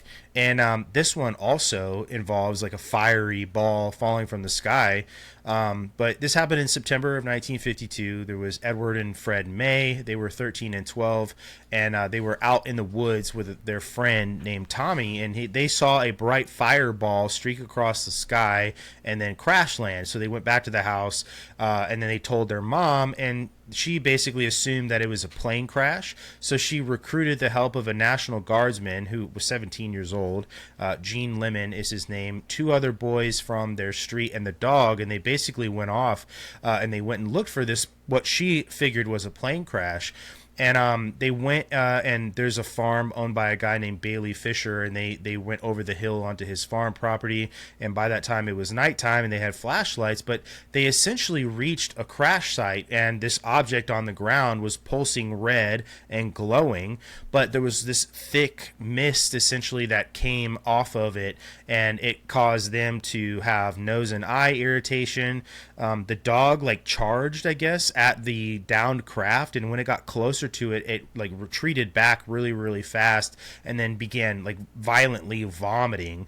But then the story is essentially indicates that they flashed their light along the tree line around the crash, and they saw another massive figure about 10 to 12 feet like standing off near the crash, and it had glowing red eyes, which is coincides with Mothman, so that's kind of why I bring this story up. And then its head was spade shaped. The body had like this metallic armor skirt. It also had long arms that had claws at the end of it, but this one had no visible legs, just this like metallic skirt. And as soon as the light hit it, it floated over towards them, like glided quickly off the ground with like a hissing noise. And so they ran away, and they went to the sheriff's department, who went out essentially, but found nothing at the scene, no crash site or anything like that, which is kind of wild. They reported it too, and coincidentally, Project Blue Book, which Chris, you and I have talked about on the podcast before, which was supposed to be like the Air Force's arm to investigate UFO encounters at the time, but was really just an operation to stifle evidence and make contactees seem crazy. They didn't actually investigate the crash and put it into Project Blue Book documents, but they did put in that in their official documentation, that they tracked, quote, strange aerial sightings over the West Virginia sky that night. But they did not actually get and include the sheriff's report, who did make an actual report about what he was told. They said that it was a meteor shower, which is a common thing that they said about a lot of UAP at the time. So I thought that was really interesting that Project Blue Book and the Air Force actually investigated that, and that also this the Flatwoods Monster, or whatever it's called, has red eyes like the Mothman. And then also Mothman has another aspect of having like a weird mist around it, though it doesn't have the aspect of like causing like choking or like nose and mouth irritation and things like that. The mist, there's a description from somebody who saw it and basically said that it just like seeing Mothman made the air feel thick, and then also like other atmospheric weird things happened when Mothman was around, which then ties into the whole missing 411 thing with all these crazy storms sort of either precluding or happening during rescue efforts that sort of prevents rescue teams from finding these people. So these crazy atmospheric storms tend to happen, and I bring that up because it all, like you were saying this at the beginning of the episode, Chris, but like it all ties together in so many different weird ways, but there's just like not enough to have this unified theory of the 37th parallel. Like we said at the beginning of the show, there's just all these weird through lines that don't make they make sense, but not enough sense, I guess, is kind of what I'm trying to say. I'm really glad that you brought that up because it's a perfect time to kind of like rotate to the Hellier thing. So yeah, you got the Kelly-Hopkinsville incident, that's 1955. You were just talking about the Mothman incident, so that's in Point Pleasant, West Virginia. It's not very far away at all from Hellier, right? And then it's only, I'm looking at a map right here, it's only a couple hundred miles away from Kelly, right? So you're all still very in the close. same Appalachian mountain chain. You're still sitting right on the Mammoth Cave main Mammoth Cave line that basically stretches the entire state of Kentucky that goes up there, right? So the Mothman stuff happens in Point Pleasant. That's all throughout the 60s. Same basic witness, what's the word I'm looking for? Like all the witness statements Testimony? basically... Yeah, the testimony all basically stays congruent through almost all of these Mothman sightings, right? To even to the point of like where he was hiding out in the old TNT factory, because some people started going up there specifically to look for him, and then multiple people would run into him at the TNT factory where he was like said to hang out, right? But they all described him basically the same way with very minor variations. He acted the same way in all of the witness accounts, and then the reputation of almost all of the witnesses that were coming forward and say that they saw him, these were all upstanding members of the community. None of them, with very few exceptions, right? None of them were really weirdos. You're not talking about the town drunk, right? Or convicts or anything like that. These are all just everyday men and women, and then some teenagers, high school students from the community. They're all saying, hey, we saw this thing. Tons of documented sightings, right? Which culminates with the collapse of the Silver Bridge. Exactly. Right? And I think 46 people died, if you want to fact check me on that. It was either 46 or 146, because I know like the bridge No, was I think you're right. It's 46. 46. I thought so. Yeah. So and then after that, Mothman sightings 46. just stop. They just cease. Yeah. Right. The bridge wasn't rebuilt. They basically left it like as a monument. It's very, very strange. But I wanted to talk about the Silver Bridge collapse because it ties into the idea that seeing some of these beings, and when they start, you start having these flaps, right, or these congested sightings in one area. Some people see it as like a harbinger of bad things to come, which is kind of tied to the whole Mothman thing because of the bridge collapse, right? And then afterwards, poof, he's gone, and nobody's seeing him anymore since then. And so come forward from that into the modern day, back in 2000, either 16 or 17. I think it was 17 when they did the investigation, and then 2018 when they dropped the Hellier documentary where it actually came out for people to watch. So 2017, you got these guys, Greg Newkirk, and Dana, and Dana Newkirk, right? So they get this email out of nowhere is how the story starts, right? Yeah, I've got all of this. Like I got the you got something to read up for it? Oh, I've got all of that stuff ready to go. Yeah. Boom, dude, take it away, dog. Let's do it. Oh, I was just gonna add more to your whole thing about the Mothman thing and how you said like he left, right? Like the majority of those sightings, they actually happened over like a 5-year period.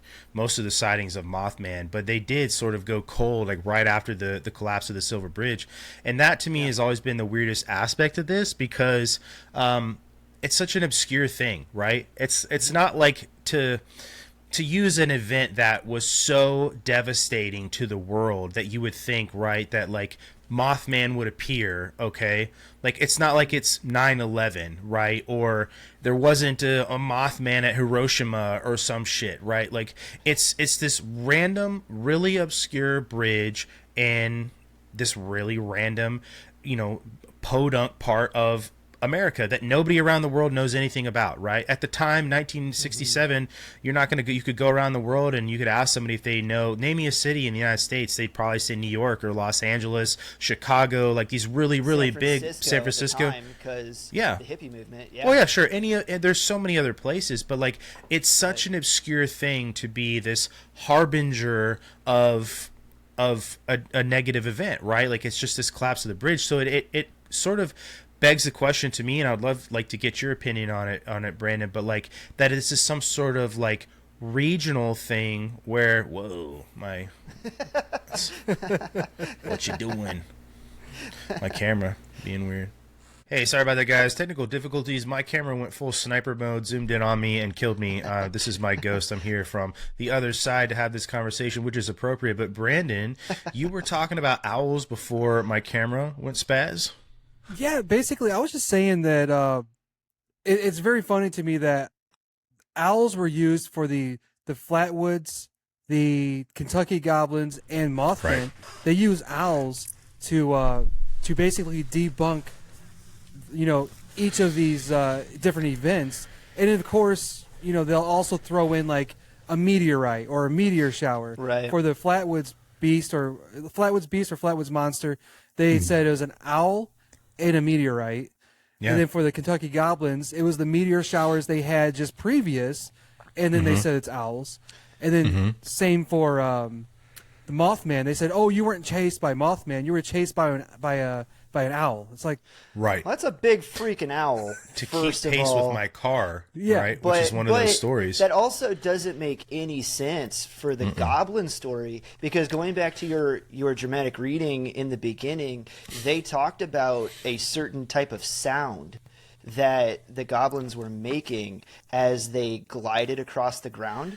But everybody knows that one of the things that make owls such a terrifying nighttime predator is that they can fly silently and they make no noise, that even rodents can't hear them, and they can sneak up on them. So like, debunked simply from the fact that owls don't make noise when they move around. And then the most obvious thing is that they shot these things and they came right back. If you shoot an owl, it's not coming back, right? It usually stops flying. Yeah, it usually stops flying. Yeah, and owls tend to also be solitary creatures, and they don't tend to congregate together. I think, what's a whole group of owls? Isn't that called like a congress or something like that? I don't remember. I don't know. There's a name for it. Yeah, I know it's a murder of crows, but it is a murder of crows. But murder of crows. Owl doesn't make any sense because.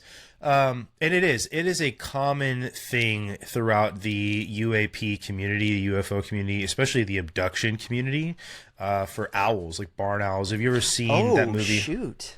What? It's called either a parliament of owls. Parliament, that's what it is. A silence of owls, that's pretty badass, or a brood of owls.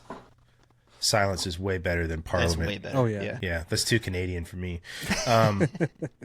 But get out of here. There's this tie-in with barn owls and abduction, right? And to your point too about the Flatwoods Monster, that was the explanation essentially by the Braxton County Sheriff, was that they saw an owl, and the reason why this being appeared to be 10 to 12 feet off the ground is because it was an owl in a branch. Never mind all the other shit that was said about it, right? Like, and it just doesn't make. They did find evidence of a crash, but just like disturbed earth, but no actual craft or vehicle was discovered. Like, so I agree with you, man. Like, it feels like this lazy explanation, and it's something that annoys me about humans, I guess I'll say, because I totally think that being a skeptic about everything is the right sort of mentality to have. And when I say skeptic, I mean like a healthy skepticism that you should demand truth, the burden of proof, whatever you're being told, falls on the person telling you all this information. Like, that's That's the healthy sort of skepticism, not the, the unhealthy form of skepticism where everything is bullshit and you're not even willing to listen to anything, right? Like you just have this high threshold for truth, skepticism. But the way we sort of attribute, spectacles like this to things that really don't make any sense and leave out all this other evidence to it and just say it's like mass hysteria or psychosis as if this happens so frequently, which it doesn't, by the way. Okay. Right. It's so weird because it's so anti-scientific. Like if you are going to go about this in like a scientific method way, like you don't just disclude evidence because it doesn't fit the narrative, right? Like you are going in with this cookie cutter, you're going to force all of this story into and say owl, or like the other one for the Kelly-Hopkinsville one where that there was escape monkeys, right? Which again, monkey now if it's a couple of chimps, right, like they would hang out together. And I will say this, you could shoot a chimp with a 22 and it's definitely going to keep coming at you. Oh yeah. But it doesn't explain all the other shit, right? No. At all. It doesn't explain the glowing eyes. Chimps certainly would not glow in the dark as they've got black fur, right? Like that wouldn't make any sense at all. And they don't chirp, right? Not like and that. they like, have fur. These things exactly were bald, hairless. And I wanted to bring up with the Kelly goblins, when the one was shot off the roof or whatever, they kind of floated over to like a pole, and they and Lucky shot it again, and it didn't get up as quick, is what the story says. Now they left, got the police, came back, right? Now when they came back, someone in the police car, I don't know, they didn't really say who it was. They being the story told by the daughter. She did not say who it was, but someone from the police car said, "Look, there's something shining over by a pole." Oh yeah. And they walked over there, and it was no longer shining when they got there. But the Greenwald, I think, was the sheriff or the chief, whatever the chief's name was. He said, he's like, "Well, I don't see it shining, but there's something there."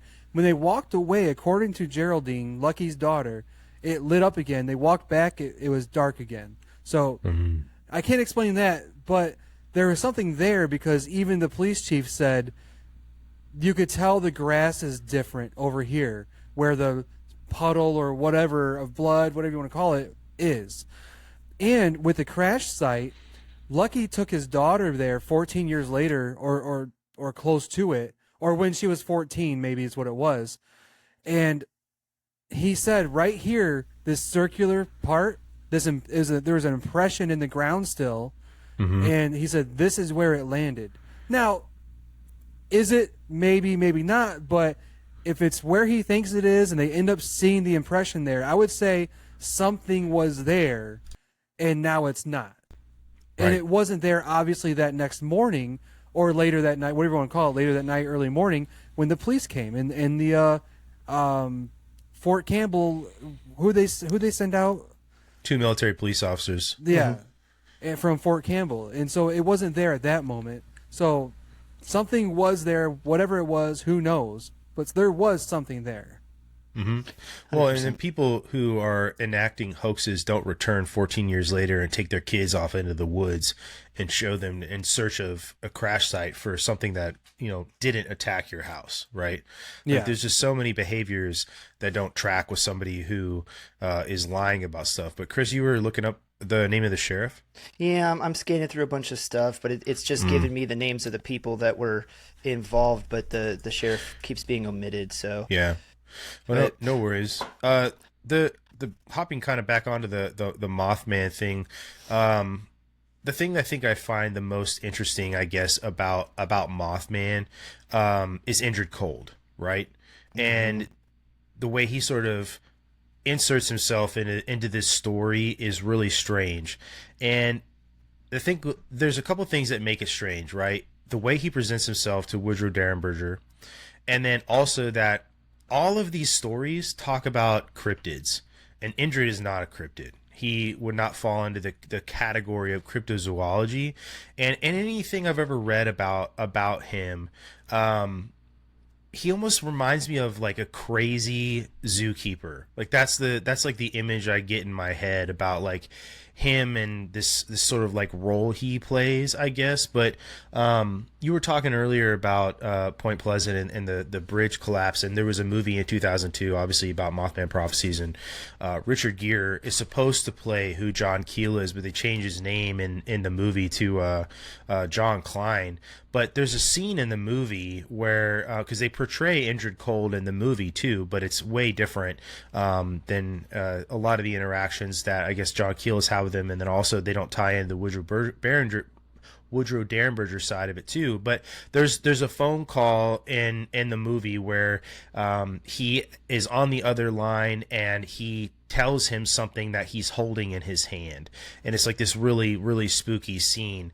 And I like that because while it doesn't exist in the book specifically, there are other stories about like this sort of like telepathic, I guess, communication that goes on with Indrid and the communication that he's got. And then also, if you look into John Keel's book, Mothman Prophecies, he did actually receive phone calls that appeared to have like telepathic or like precognitive knowledge about things he was about to do, which also ties into what I was talking about earlier with Commander Fravor or Ryan Graves and these geometric UFOs being where these jets were supposed to be, waiting for them essentially. But in his book, Keel actually never meets Cold. He just like investigates Woodrow Derenberger and what he says, and then like walks away with this conclusion that Men in Black are real, Indrid Cold is real, and the Mothman is real, and they're all connected in some sort of like ultra terrestrial presence on Earth. But the period of time is odd also because in 1966, you know, Derenberger stopped on the side of the road. It's like 10 years after the Kelly-Hopkinsville stuff and some of the other things. So it's just kind of weird that all of this doesn't happen right next to one another, on the chronological timeline, but it keeps happening over and over and over again in this region with these very, very strange things. That's kind of what I wanted to say about Indrid there. But well, I was able to look it up here. So AI is coming back with, it was the chief of police for Hopkinsville, which is where the search was going wrong. He wasn't actually the sheriff, the county sheriff. So the chief of police, Russell Greenwell, is what it's saying his name was. Greenwell. And then, other notable police officers that eventually showed up was Doris Francis, Grace Salter, and Frank Gross. So I always find it interesting when the names back in the day that were both male and female, right? Like Doris is a name for a man at the time, and like also Ashley was the name of a man. But anyway, digressing here. Let's get back to Hellier, like what you were saying, man. Centers on Greg and Dan and Newkirk. Just want to shout out the stuff that they do real fast. They run the Haunted Objects podcast, and they obviously have the Traveling Museum of the Paranormal and the Occult if you watch the documentary. But like you were trying to say, Chris, for them, this all begins with the email from Doug Christie, right? And the odd thing that is it. I thought it was Doug Christie. And whatever, it's Mr. Christie. I'm pretty sure it's Doug Christie, but oddly enough that... What? Dave? I thought it was Doug Christie. I'll fact check it. Keep going, man. And anyway, the email went to a really, really old Gmail account that Greg had set up for a super old paranormal project he did when he was younger called Ghost Hunters Incorporated. And the subject line read, "Urgent, help needed, please respond," which obviously took him by surprise because, as he even says in the documentary, that the site isn't up to receive requests for help, and that it doesn't look professional at all. And he even shows some pictures of them when he was like much younger, and it just looks like, it almost looks like an early 2000s new metal album cover, you know. But the body of the email contained the description of creatures coming out of mine shafts, terrorizing this guy's family, and this all reminded Greg of the Kelly-Hopkinsville Goblins. Looks like you got the answer, Chris. Not yet. Keep going. Oh, my bad. But anyway, so Greg was skeptical of the whole thing because it makes no sense for him to get this email. And he wrote back and said, like almost in jest, that they didn't have the experience for that sort of thing.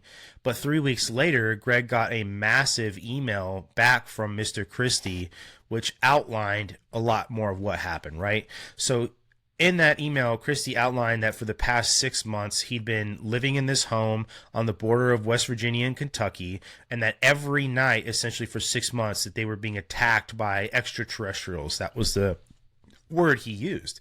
They said that they were peering into his kids' windows, kidnapped his dog at one point, tried to enter his home, and believed that they were coming from an abandoned mine near his home. And he even stated he tried to get some sympathetic friends to enter the mine with him to blow it up, but that none of them would help him. But he said that he was given Greg's contact information by a man named Terry Wrist. That's Wriste, and that Terry Wrist had experience in this field, but was no longer in the game, so to speak, and that Greg was a point of contact given to him for help, which made no sense to Greg, right? And I will say this, right? If you've never watched Hellier, you should go watch it. It's sort of dry, I'll say this, as somebody who loves the paranormal, but it picks up in all the best ways, I'd say, and gets really interesting. But in the email, Mr. Christie says that his children's toys would go missing, his garage was broken into, and the garage door was left open, and his daughter, I guess at breakfast one morning, was talking about the kids without hair playing in the yard and looking in the windows. She said they were bald, they didn't have any clothes. And I guess one time, this is a story I thought was really weird, that they found their door wreath crammed into the mailbox, which just reminds me of a drill instructor cramming your entire mattress into your wall locker. But he said he'd set up cameras and motion sensor lights, right? And that stopped for a while. But after a few weeks, they woke up to their daughter screaming that the kids without hair were trying to get in and tapping on her window and stuff like that. And then he had another encounter one night where the dog woke him up, and he ran outside and had this encounter where he watched these beings. But that's a really weird, and it is way different, don't you guys think, than the Kelly-Hopkinsville thing, even though it has so many similarities? It's fundamentally different in that whatever creatures, and just to put a cap on it, the original email was from David. He identified himself as David Christie in the email. Okay, David Christie, thanks, guys. It's worth note, just saying right here, that later in the documentary, they tried doing some IP back tracing to figure out where this guy originally emailed them from, and basically they found out that the individual that emailed them was most likely using a VPN, as multiple parts of the email were being routed through different servers that were bouncing all over California and Canada and the like. And then when they went to go look up David Christie in and around Hellier, which is where he said that he was from in the emails, they were unable to find any types of records, tax records, addresses, like phone books. Nothing came back with David Christie. So most likely a fake name, a moniker of some point, and then whoever was emailing them was being careful not to be tracked online. But all of that I'll just leave right there. But to your original question, the creatures, even though they sound very familiar to the Kelly-Hopkinsville incident, they act fundamentally different. Much more mischievous, much more like they were actively trying to get into the house, making off with the dog at one point, like you brought up, the property destruction. And then where in the Hopkinsville incident, it said that once they had the lights, that it seemed to repel them and they didn't want to come into the light. Well, in the incident in Hellier, motion tracker lights seemed to work for a little bit, but then they ended up becoming brave enough that they ventured inside of the light field anyway to continue on with their much more aggressive tactics, that it would seem. Whether or not this represents the same creature that has become more aggressive over time, right? Or if it's related to, but like a different subspecies of the same thing, who's to say? But they do seem to act fundamentally different in both accounts. So yeah, they do act different.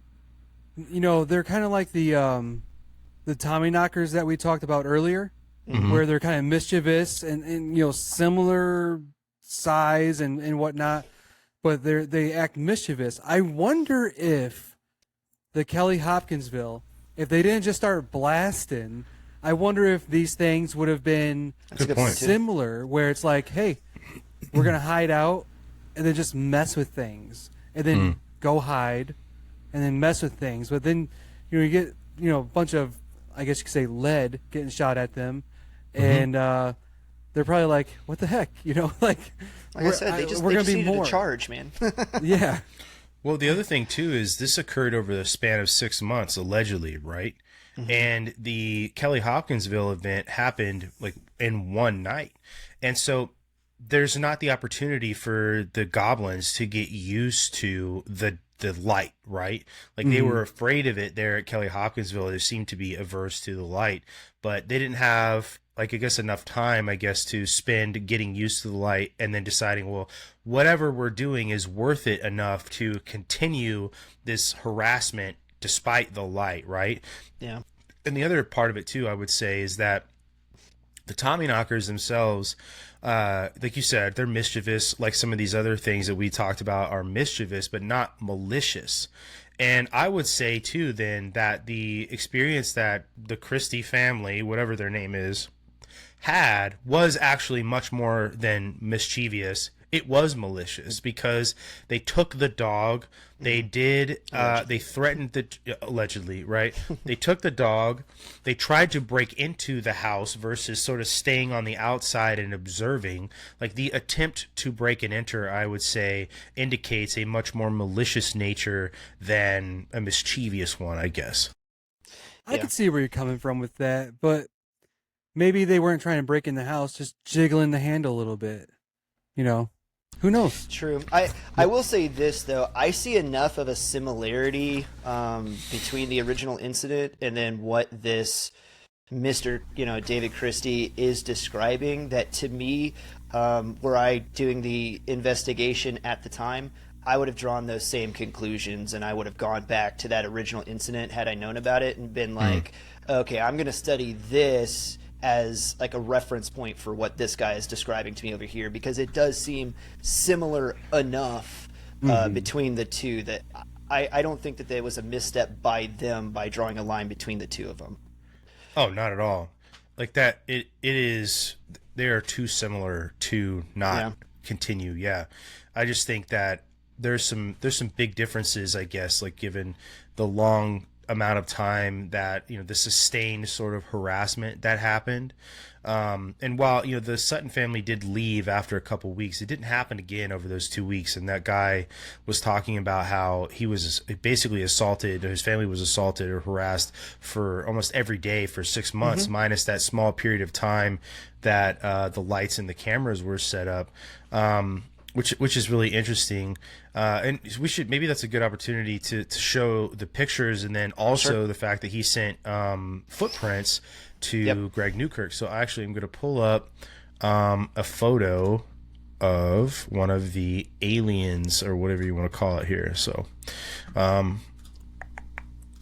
so this precious goblins, yeah. So this is a picture that was captured by Mr. Christie. So let me give you like a little context, right? So what happened is they were emailing back and forth. Greg didn't hear back from the Christies for a long time, and then got an email basically saying that it got so bad they had to leave, and that he would be going back to the house for a couple of nights to collect their stuff.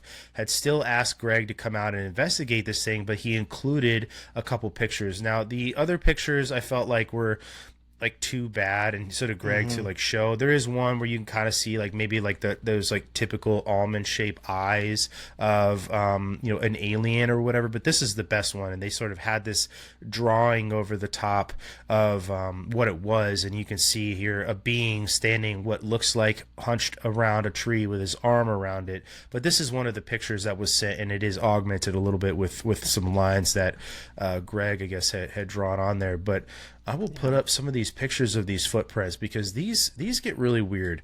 And I'm going to make sure I get the one with some scale here as well, a couple of different ones. These, to me, that you're getting ready to pull up is the most fascinating part of this case, and to me is what makes it actually worth investigating. This is like the one piece of serious evidence that you can look at and then go, okay, there was something here. Something physically made that impression in the ground. Whether it's hoaxing, where somebody came up with a fake foot to make this to do it, or it's an actual creature that walked through here and did this. But either way, something made this impression in the ground. And then I don't want to steal your thunder because I'm sure you're going to talk about the dermal lines.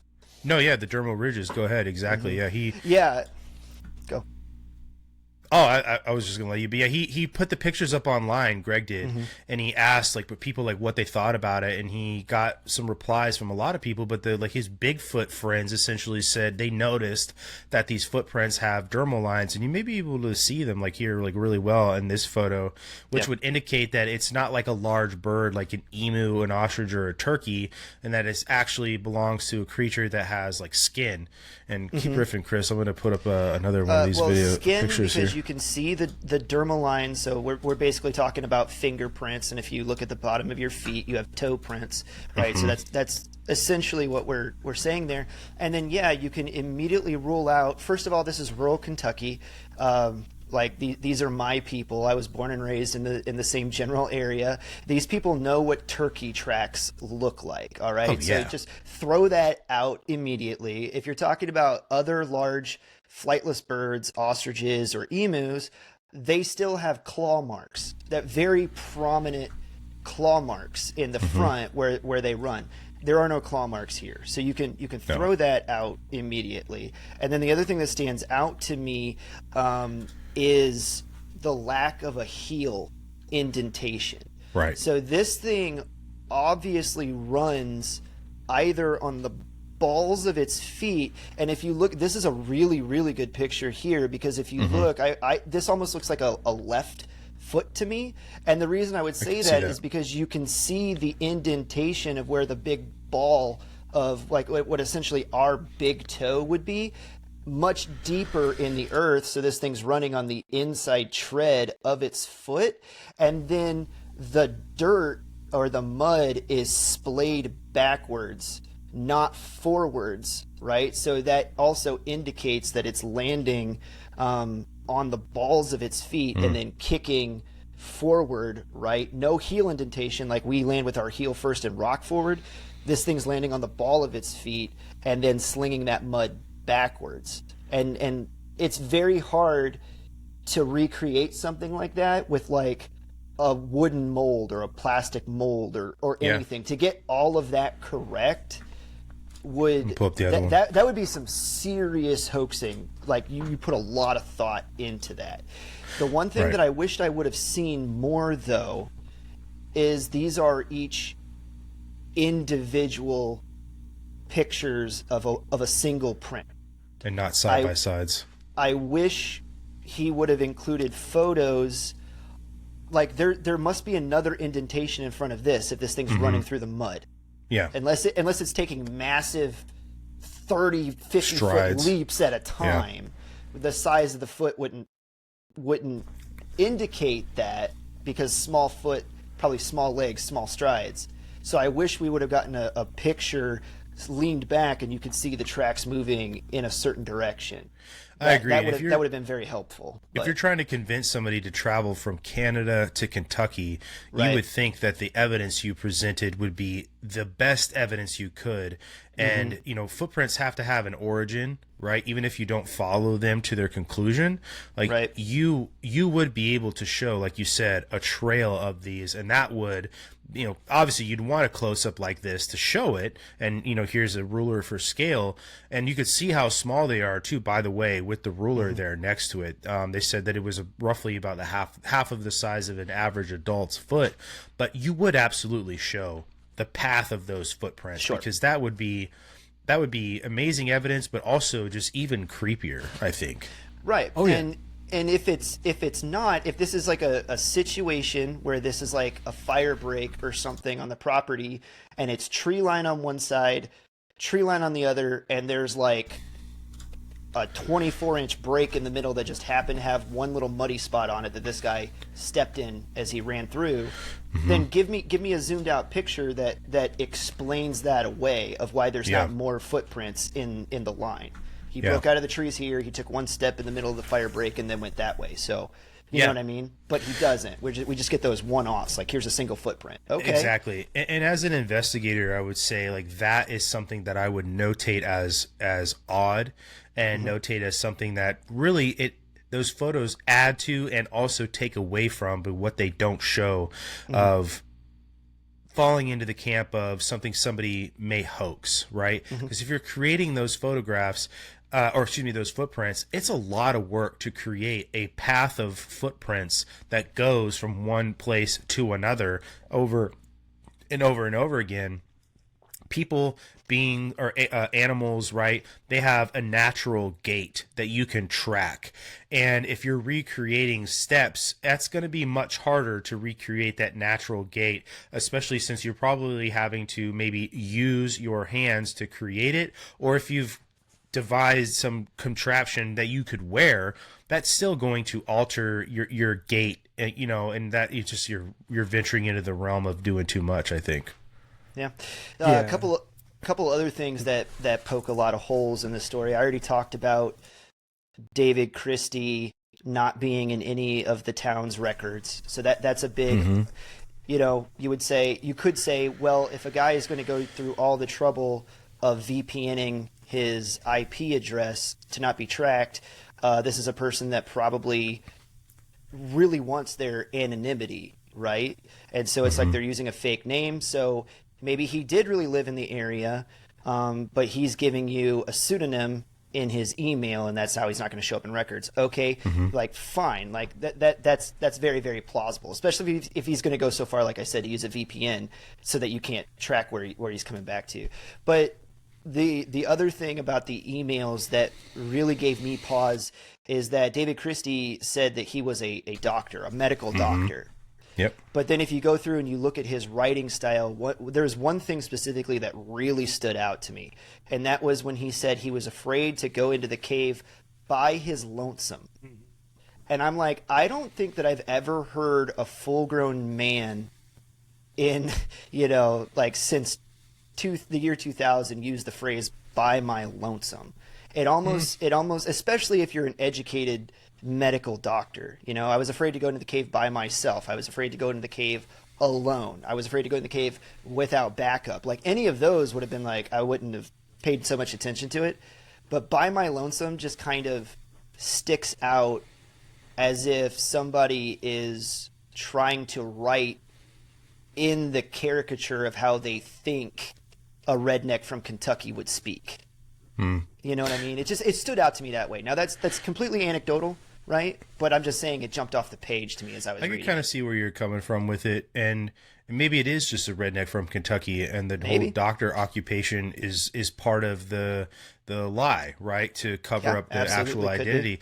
The other thing in the show too was that they looked up that the sort of secluded area where this house was supposed to be, right, and where they said that the nearest hospital was so far away that it would make no sense for a doctor who may have to be on call to live out in that area, and that makes no sense. So, and a doctor, I look at it this way, right, and that the occupation of being a medical doctor was probably a lie, is it's a very common job, and it's also something that somebody does that lends them a lot of credibility when they say what their job is, right? Right. Yeah. And it's just something, like, thoughts about that. Oh man, you're going to trust a medical doctor, a little bit more than maybe somebody who says they are a shop clerk or manage a store or, whatever.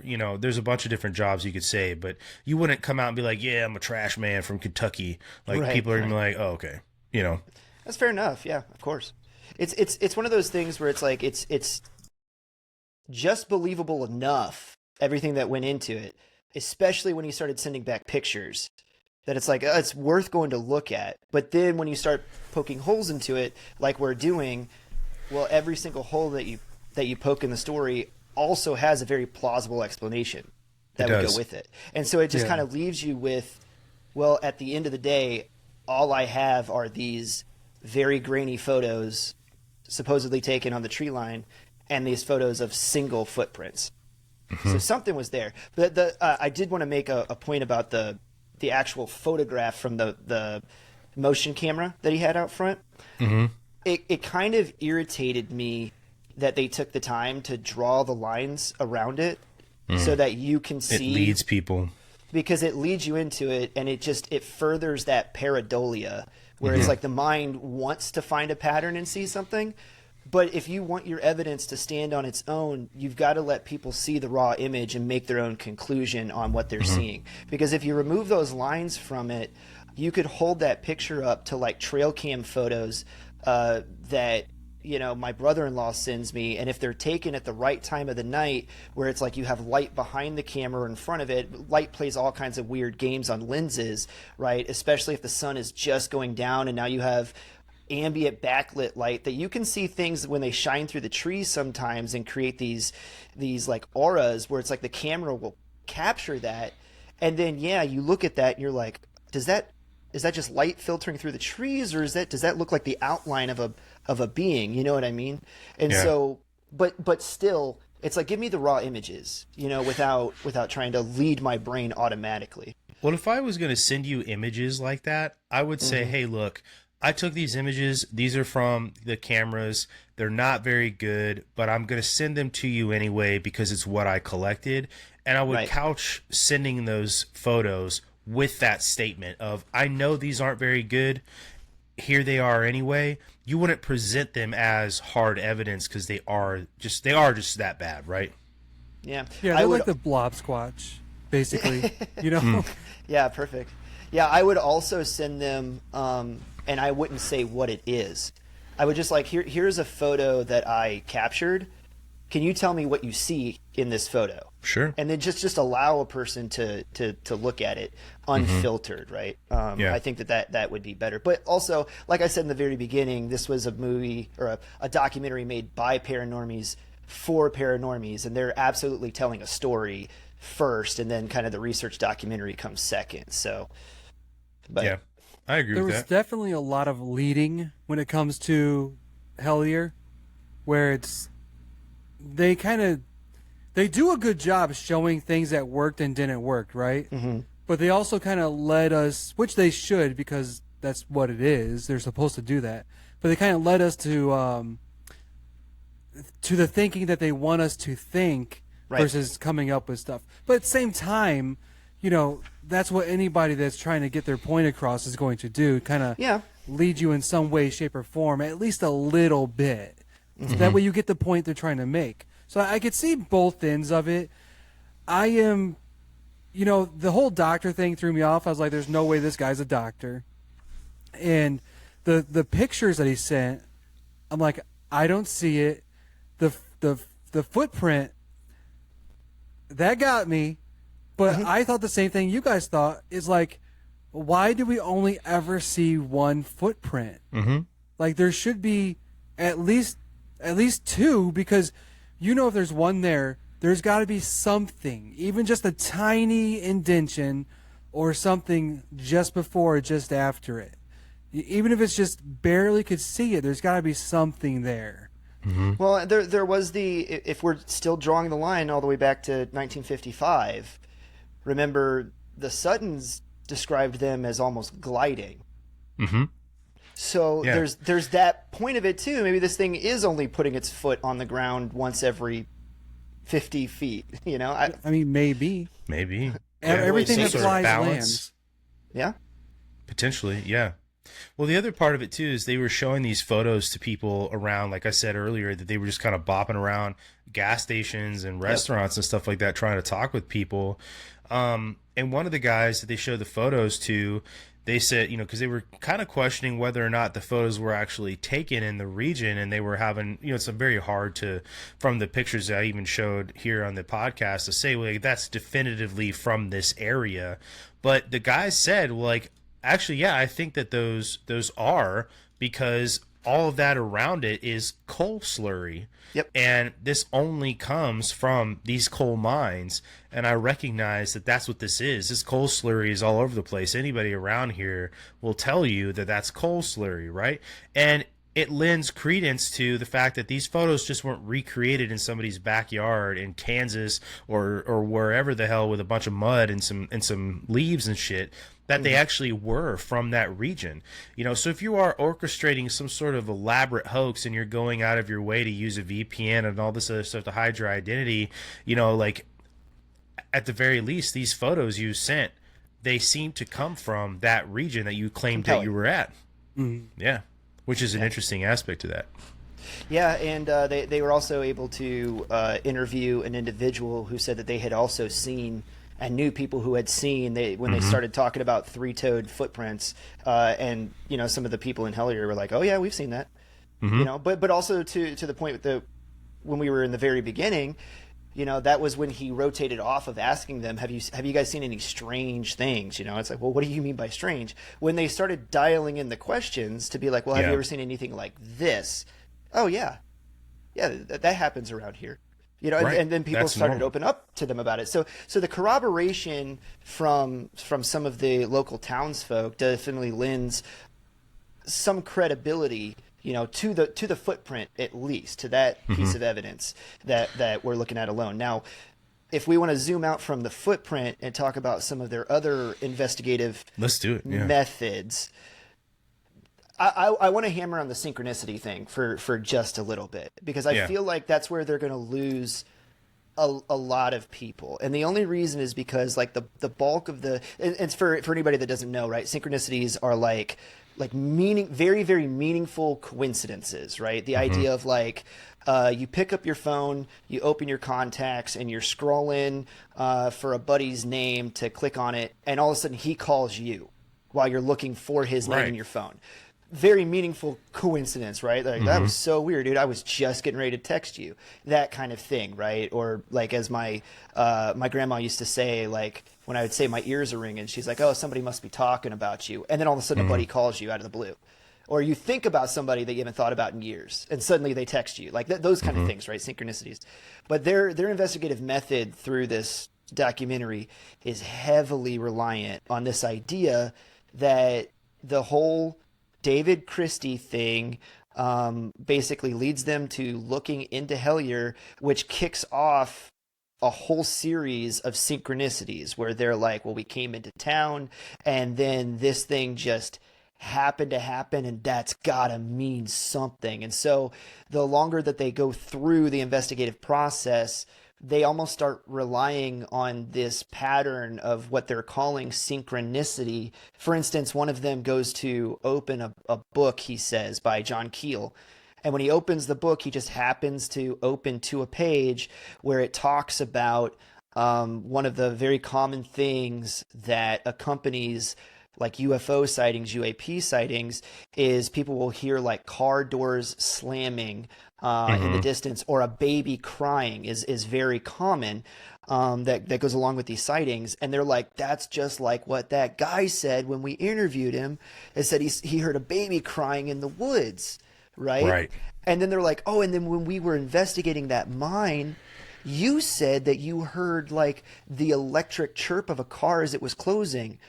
Well, in the 1970s, it would have been a slamming door, but now that it's 2017, the equivalent would be hearing the car lock, and you're like, now you're starting to reach. You are starting to reach way out there for things, you know, and it's pareidolia, right? And it's also huge confirmation bias. You were getting onto this like way earlier, where you gotta, in order to healthily investigate a thing, you have to come from a somewhat skeptic point of view where the onus of proof is on the other side. If you come into it like Greg and Dana did, just true believers, and you're out there and you're looking for the thing to confirm your beliefs, you're going to find it. And this whole documentary was a series of them finding what they expected to find when they went to a place, right? Well, and the like, synchronicities never lead to a conclusion either. That's all I was just going to say to it. It's just, it's almost like the never-ending hunt. It's just one more clue and one more clue, right? Right. The tin cup, right? The guy says like he was doing the sensory deprivation method and was allowing like whatever words came into his head, connecting with the spirits, and then he would speak the words, and he was like, oh, I got a vision of a tin cup. Yeah. And then later, like 2 days later, they go to investigate the mine, the old mine shaft, and they're like, "Oh, look, it's a tin, or not a tin cup, a tin can." And he's like, "Oh, look, it's a tin can." And then one of them was like, "Wait, is that plastic?" And he's like, "Well, it doesn't matter. It looks like what I saw." Yeah. And so it's just, you're just like, bro, like, okay, It's a stretch. It is, and it all started coming back to this, like, hashtag trust me, bro. When I told you that I didn't open the book and have this page marked, like, just believe me that I just opened it and this was the paragraph that I started reading. And it just kind of reeks of that as it goes along. So, but yeah, synchronicity for me specifically, especially from the outside looking in, when the synchronicity isn't happening to you, which we've all experienced, like deja vu, and we've all experienced that synchronicity. When it happens to you, it is quite profound, because you're like, that was weird. But from the outside looking in, you're like, you can't base your investigation on a synchronicity proving your theory true. I agree. I think there can be maybe benefits personally to the synchronicities, but like you said, they definitely do lean on it. And I think I could probably go, after watching Hellier season 1 and some of season 2, I could probably go the rest of my life without hearing the word synchronicity ever again. Yeah, for sure. But they definitely overused it when it didn't even matter. It's like 11:11.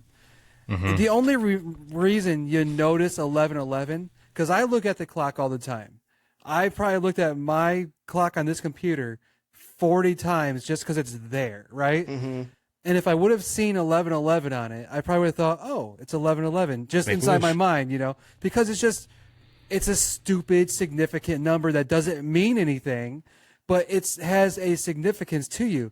So, before you mentioned the tin can, Chris, I was just going to say, I got one word: tin can. Yeah, exactly. And the way they do their methods, honestly, I could take my earbud out right now, I could close my eyes, and I could just start saying words, right? Because that's what they're doing. It's like that person with the get up couldn't hear or see anybody. Right. You two could be asking the spirits questions, but I could be like, football, and you could be like, Brett Favre was the greatest, football player, and then I'm going to keep the theme of football, right? So I could be like, Super Bowl. Yeah, number 4, or Super Bowl. And you're like, Brett Favre was in the Super Bowl. He's talking. We got to go get Brett Favre. He's in trouble. Like you could really, without you guys ever knowing what I'm trying to do. But if I keep the same topic of thinking, you guys could pick up on it, because I do that when I go to protest. I could lead these protesters when I interview them, and kind of know where they're going and kind of just mess around with them a little bit, and without actually knowing what they're going to say, I could kind of play with them a little bit. You know what I mean? And you guys could do the same thing to me with this, without ever knowing the actual topic I'm doing. As long as I stay on topic, you guys could use filler sentences and it could look perfect. Plus, their stuff is edited. It's not like it was a back and forth conversation. Yeah. Well, the other thing too that I thought about even the first time I watched this is the tin cup thing. I don't know if you guys know this, but Tin Cup is actually a Colorado micro distillery for whiskey. So it's also Colorado centric, which is exactly, kind of where they are centering around this whole idea of the Estes method and the guy that they bring in from the Stanley Hotel to do this, right? So Tin Cup has like a meaning. It's commonplace. It was a whiskey at the time that was very, very popular, and it's something that I even was given as a gift at one point prior to watching Hellier. So no synchronicity there, but it's just something that you may say out loud to somebody that is going to have a lot of meaning because it is something that's popular, I guess. Sure. It's like psychics saying, oh, like there's an old man in the room, and somebody's like, my grandpa died, right? Right. What were you going to say, Brandon? No, I was going to say, that's it. Psychics could be like, your grandpa died. Yes, I see him. He had, his hair was brown. His hair was brown, Right. Well, I was just gonna say and wonder what you guys thought about the whole Amy situation, the teacher, and how she sort of had this whole story about how she was wrongfully imprisoned, and that there was all this really dark, nefarious stuff going. I better put my hand down for that. My camera doesn't get all this dark, nefarious stuff going on inside the caves, and then passing along that information to them. If you like do some digging, you'll see that Redditors have done a lot of digging on her. She was never actually a teacher. There's a bunch of stuff they find out about her that isn't true. But I was just kind of wondering like what you guys thought about this with her, because those notions she's implying are not unique to her or that region. Before you just now told me she was never a teacher, I believed most of what she said, and I would say, even still, if it didn't happen to her, I still believe that stuff goes on because I know for sure. I can't say for sure because I haven't seen my own eyes, but I know that stuff goes on.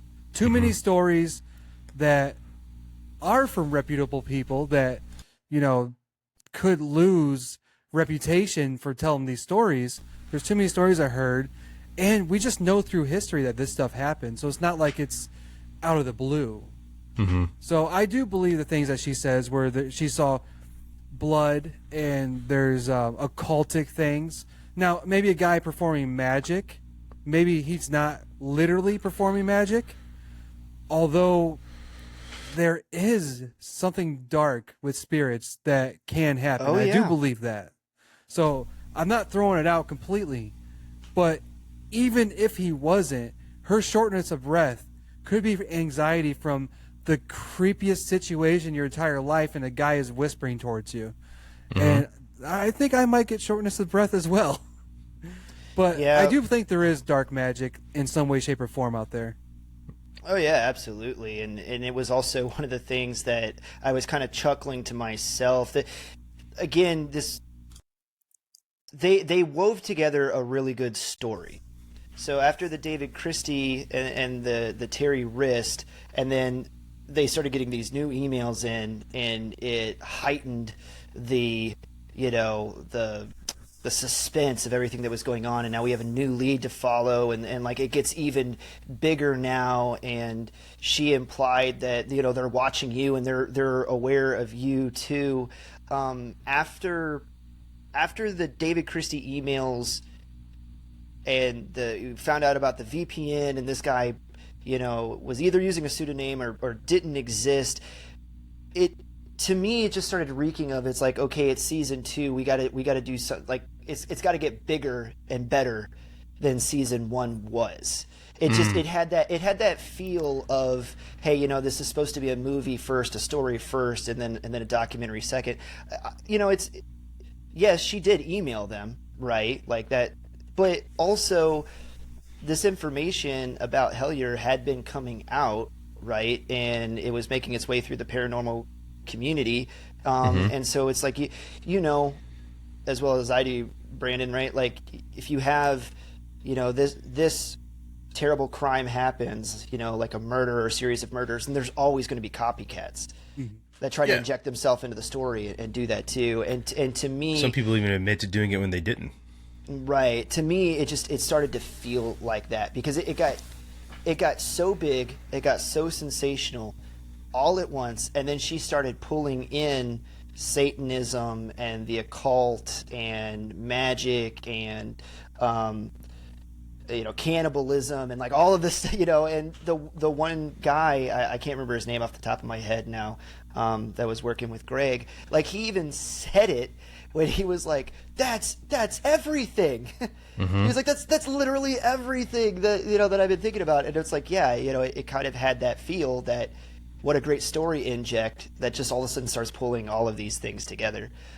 Which that guy, by the way, don't do what they did in that documentary. If you go running around the woods of North Carolina or Kentucky and you start trespassing on people's property, those people shoot first and ask questions later down there. So don't go running around and doing that. That dude almost got... That whole weird scene, like the whole like geocaching thing, that was actually pretty weird, especially the person who followed him out of that area and then followed them along the highway. That was really odd.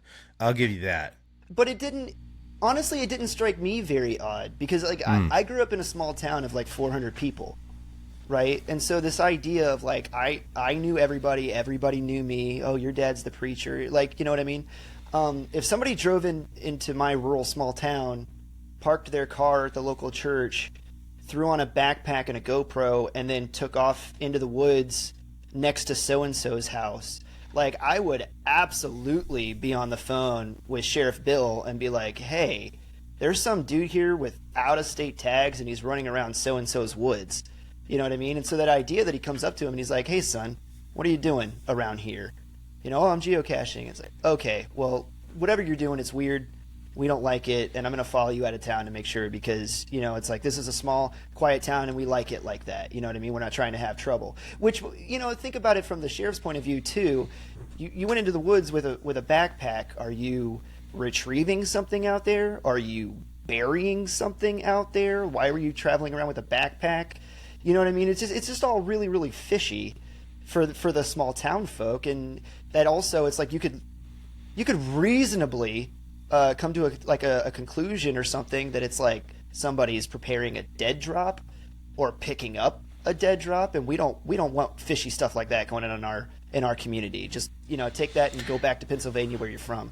Yeah. So it didn't hit me as weird as you say it hits you. Was he really out in that secluded of an area though? Because I thought he was closer to more of a populated, like bigger town, not like a little rinky-dink 500 population. I don't think it was as small as 500 people, but it was definitely a rural town. I can't remember what the population was. It was still a small town. I could tell you, for me, when I was 18 or 19, you know, early 2000s or whatever, and, you know, it's probably like 2007 or so, give or take, and I was literally followed by police out of town in a big small town, you know, like a 20,000 person small town, because it was night. We ain't from around there, boy. We were from up north, and we went south a little bit, and you know, I forget where we were, but the cops, you know, they came up to us, said, "What are you doing here?" We were actually mostly being innocent at the time, and they said, "All right, you guys need to go back home. You cannot come back here tonight." And they literally followed us down to the border of their town until we were just headed right back north where we came from.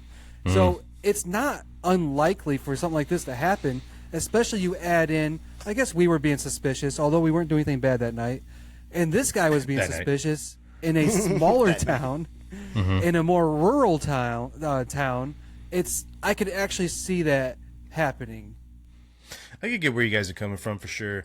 I don't think it was as nefarious as they were making it seem to be. There was almost this like implication of like the greater them being involved, you know, like, oh, it's, I don't know, CIA or some shit or whatever you want to call it. Like the grand conspiracy was at play following them out of there. But going back to Amy real quick, I just wanted to say, like, if you guys have ever spent time like looking into whole like of SRA, right, satanic ritual abuse, and people who have survived that, or even people who have gone through like intense torture techniques, some of her behavior and the things that she said is like really indicative of somebody who may have had their like mind scrambled in some way, shape, or form, because there's like this failure to put together a story chronologically. You know, there's a lot of confusion about like what is facts and what was planted as information into your mind. Like, and these are techniques that, you know, you see if you go and look back into even some like actual things that happened, like Project Bluebird or Artichoke or MK Ultra.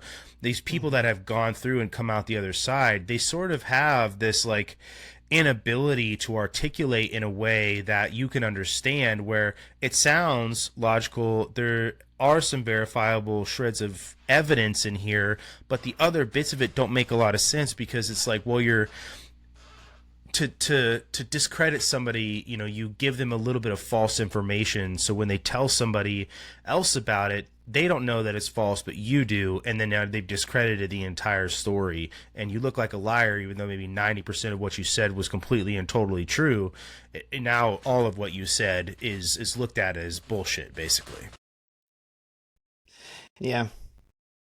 I do want to kind of present this. I have it pulled up. So that was kind of all of my points on the skeptic side of things, where it's like, hey, that didn't really line up for me. That was a reach. We talked about the synchronicities, especially tin can and all that jazz.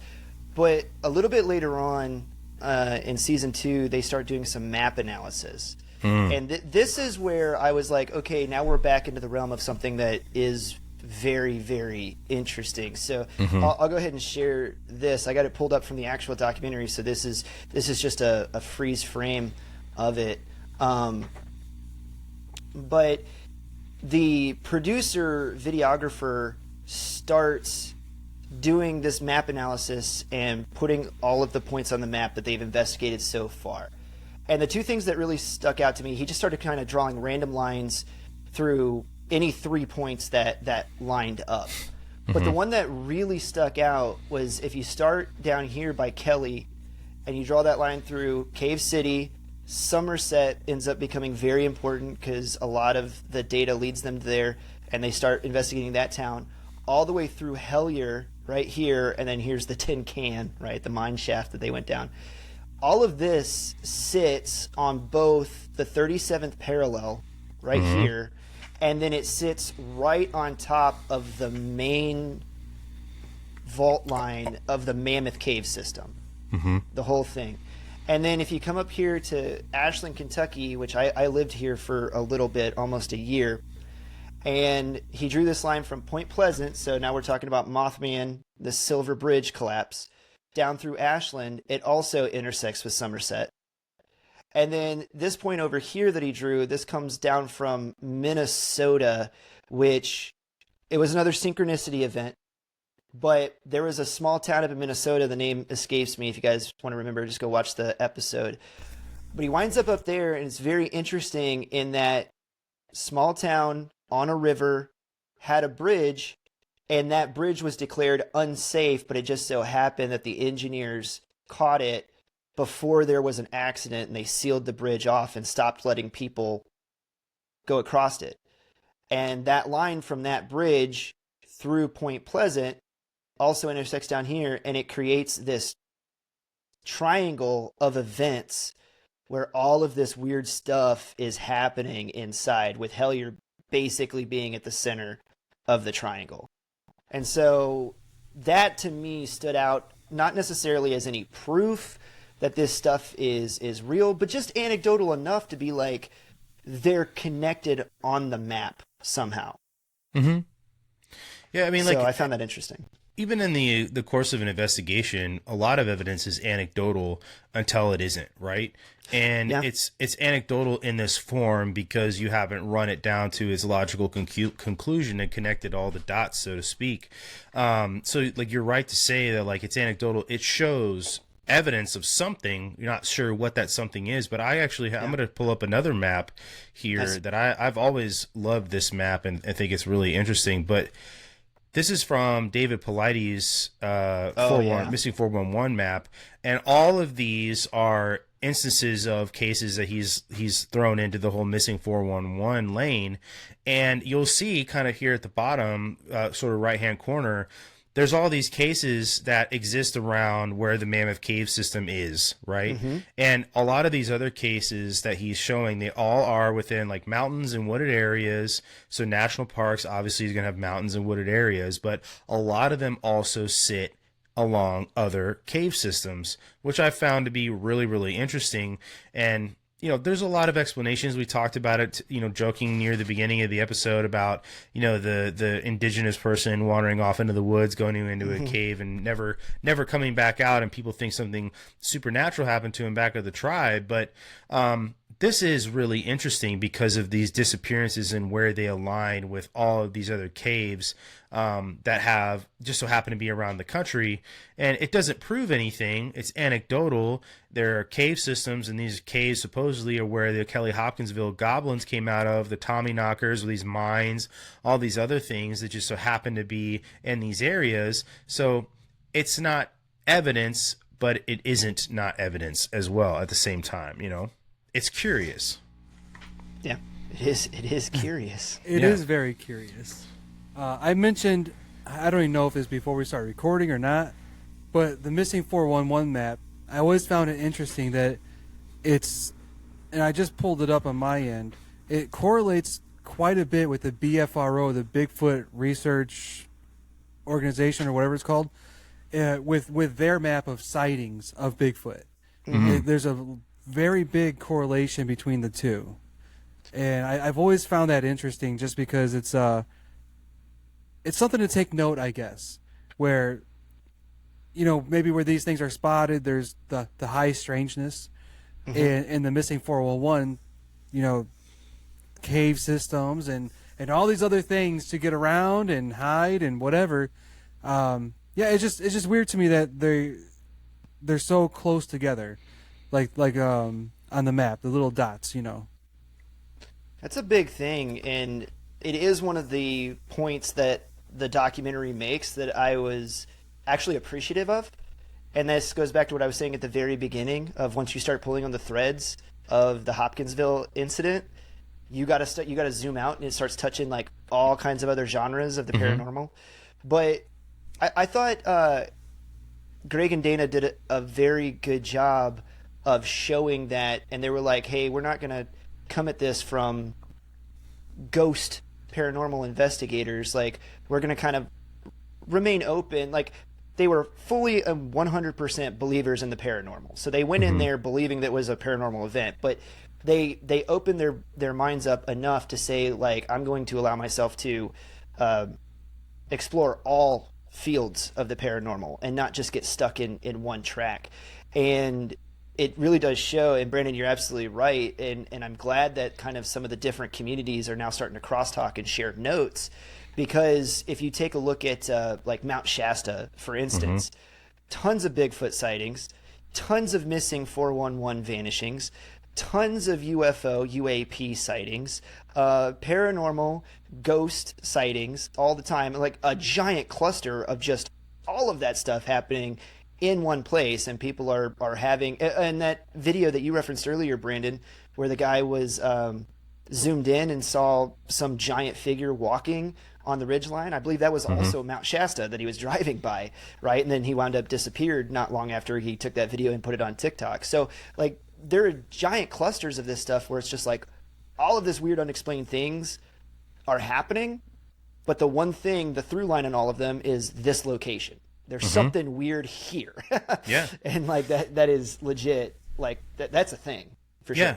Well, do you look at all the other high stranges just on the 37th parallel? The one that we've talked about the most on this podcast is cattle mutilation. And I don't remember at what point I started talking to you guys about it earlier, but the whole Chuck Zukowski thing, if you're listening, you can go check out that episode that we did with Chuck Zukowski. It's like almost 4 hours worth of content, but the cattle mutilation stuff is something that I think is just incredibly weird because of the exsanguination that happens to these animals. And when I say exsanguination, I mean that the removal of all of the blood, and there's no blood spilt on the ground. And even the evidence that a lot of these animals look like they were up in the sky at a high vantage point and then dropped to the ground post-mortem, right? And without void of blood. And there's the removal of certain pieces of their anatomy and all these other things, how certain animals that like to eat carrion won't eat them. And then Chuck always goes out there with a Geiger counter and finds that they are radioactive as well. And then if you listen to the podcast, and I mean, I guess you can go watch the whole thing, but I'll tell you what Chuck's theory is on it and give it your cake and you can eat it too here, is that he believes there's such a close relationship between bovine blood, cows, and human blood that even during World War II, we were supplementing the fact that we didn't have enough blood with bovine blood, and bovine hemoglobin specifically is what was being supplemented. And he feels like the abductions of these cattle and what's going on with them is to support some sort of alien hybrid program of creating hybrid alien human beings is what he thinks. But Roswell, right? Cattle mutilation, the Joplin ghost lights in Missouri, like all these, Hellier, right? Kelly-Hopkinsville sits 2 degrees south of the 37th parallel at the very tip of the 36th parallel, right? Like, that is so close that, like, if you were going to round up your change, you would round it up, right? Like, that's how close it is.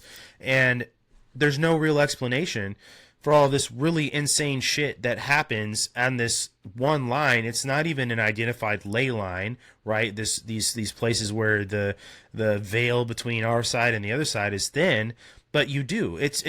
There is no larger group of paranormal activity in the United States than what happens along the 37th parallel, so much that it's called America's UFO highway. Mm-hmm. Yeah, and it's so weird too, because where it cuts through the United States, it doesn't really go through. Well, it goes through very few highly populated areas, right? So you would expect, if there's going to be a lot of sightings of weird stuff that's going to happen, you would expect more people equals more sightings, right? Yeah. Just like those stats would go up together. But that's not the way that it works. Along the 37th parallel is some of the least populated places in the United States, and yet this activity is totally off the charts, right? But I did want to throw some fuel on your fire about bovine anatomy being close to human anatomy, and that we still use this method to this day, but there's a viscous liquid on the inside of your lungs that's called surfactant. Right, and it's what keeps your lungs from adhesing to themselves. So, like when you breathe out, this viscous material acts like lubrication and allows your lung tissue not to stick to itself and close off. Right. Well, Lung lube. Yeah, basically. One of the problems, one of the just huge clipping problems, that, and we're using that in the soundboard. One of the huge problems with babies being born too prematurely is that there's a certain point, and I can't remember what week it is, but it's very, very close to full term gestation for humans, where surfactant starts to form in a baby's lungs, right? So that way, when you're born, you can take what's called the heroic breath. Your lungs open up, the foraminal valve slams shut, your heart starts. Like, now you have a closed circulatory pulmonary system apart from your mom, right? That's what's supposed to happen. But if a baby is born too prematurely, they don't have surfactant in their lungs because they weren't prepared to breathe raw oxygen in air form, right? Well, the workaround for that, what they found, is that they actually harvest surfactant, this lung lube, Brandon, from cows, and they found that when the premature baby is born, they can tube the baby and blow the surfactant down into their lungs, and the human body can take it and use it until it starts producing its own surfactant. And so that's one of the methods. And so we that is still a practice in hospitals now, in NICUs and PICUs. So that's awesome. Yeah. Didn't know that.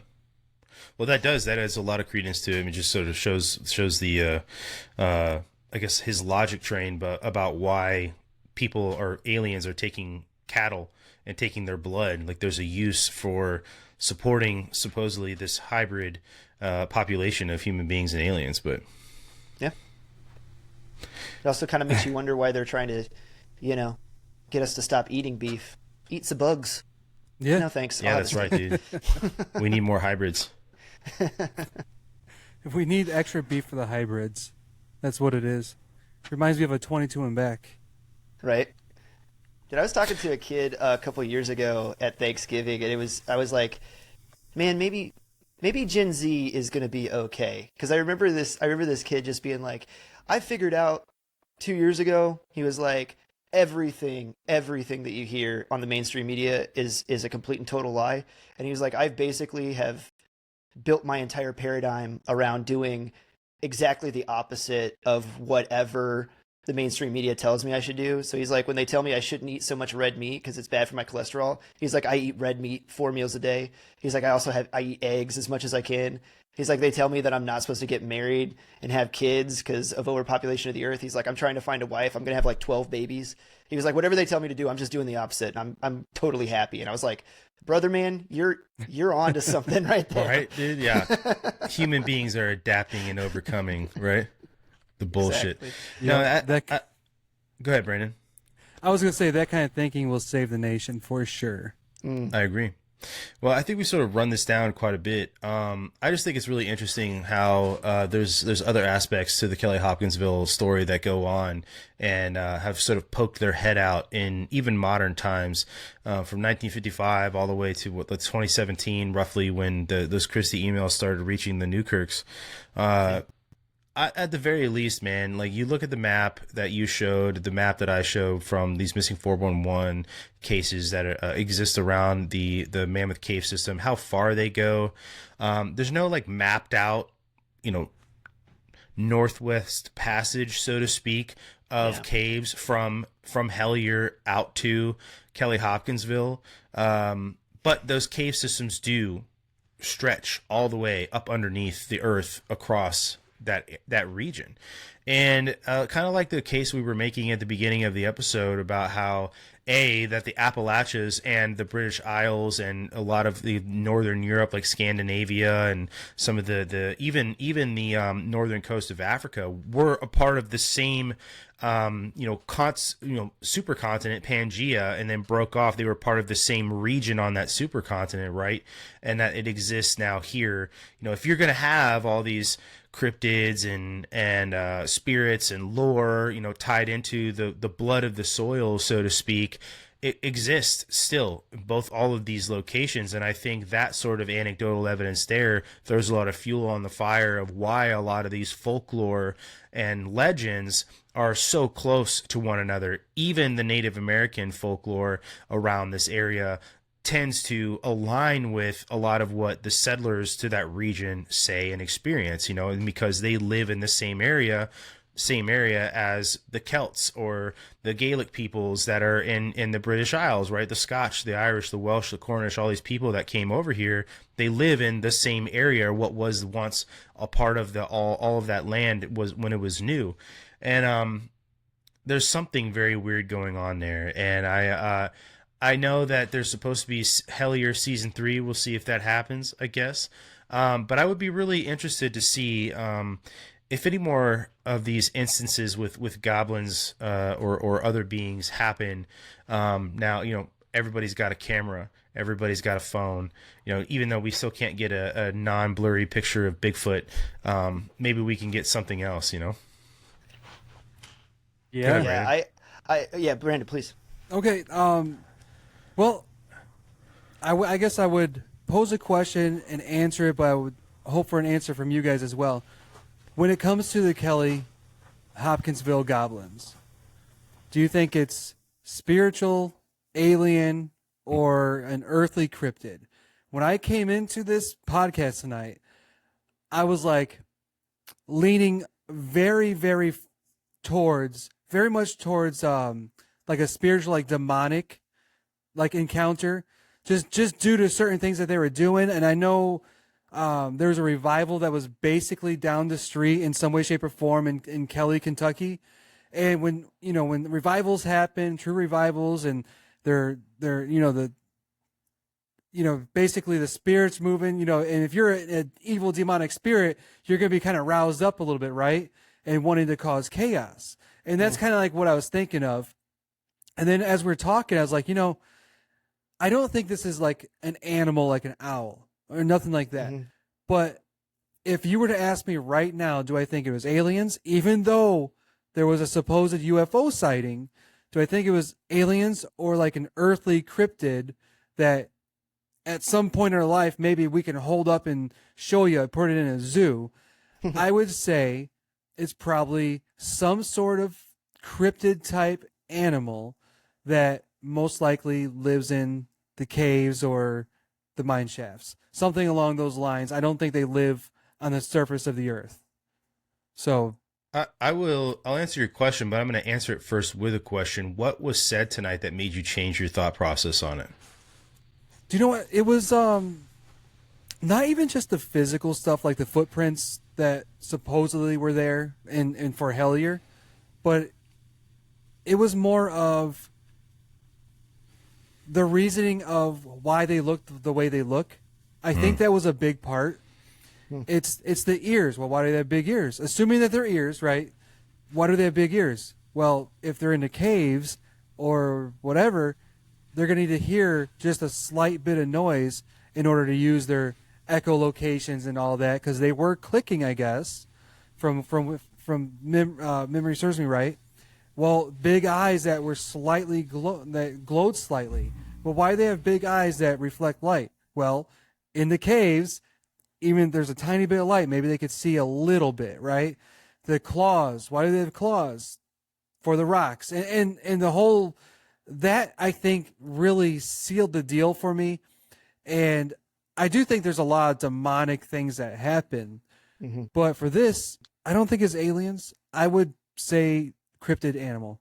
You know, the other thing too I was thinking about from what you were saying is like there's all these like bioluminescent things that exist, like a lot of it in the ocean. I don't know. You know, I don't know that there is like a actual animal that we know of on Earth that has like bioluminescent eyes and uses their eyes as like flashlights for a better term. But you know, who knows, man? Maybe like they've got headlights. You know, it sounds stupid, but you never freaking know. I guess it's like a Dumb and Dumber.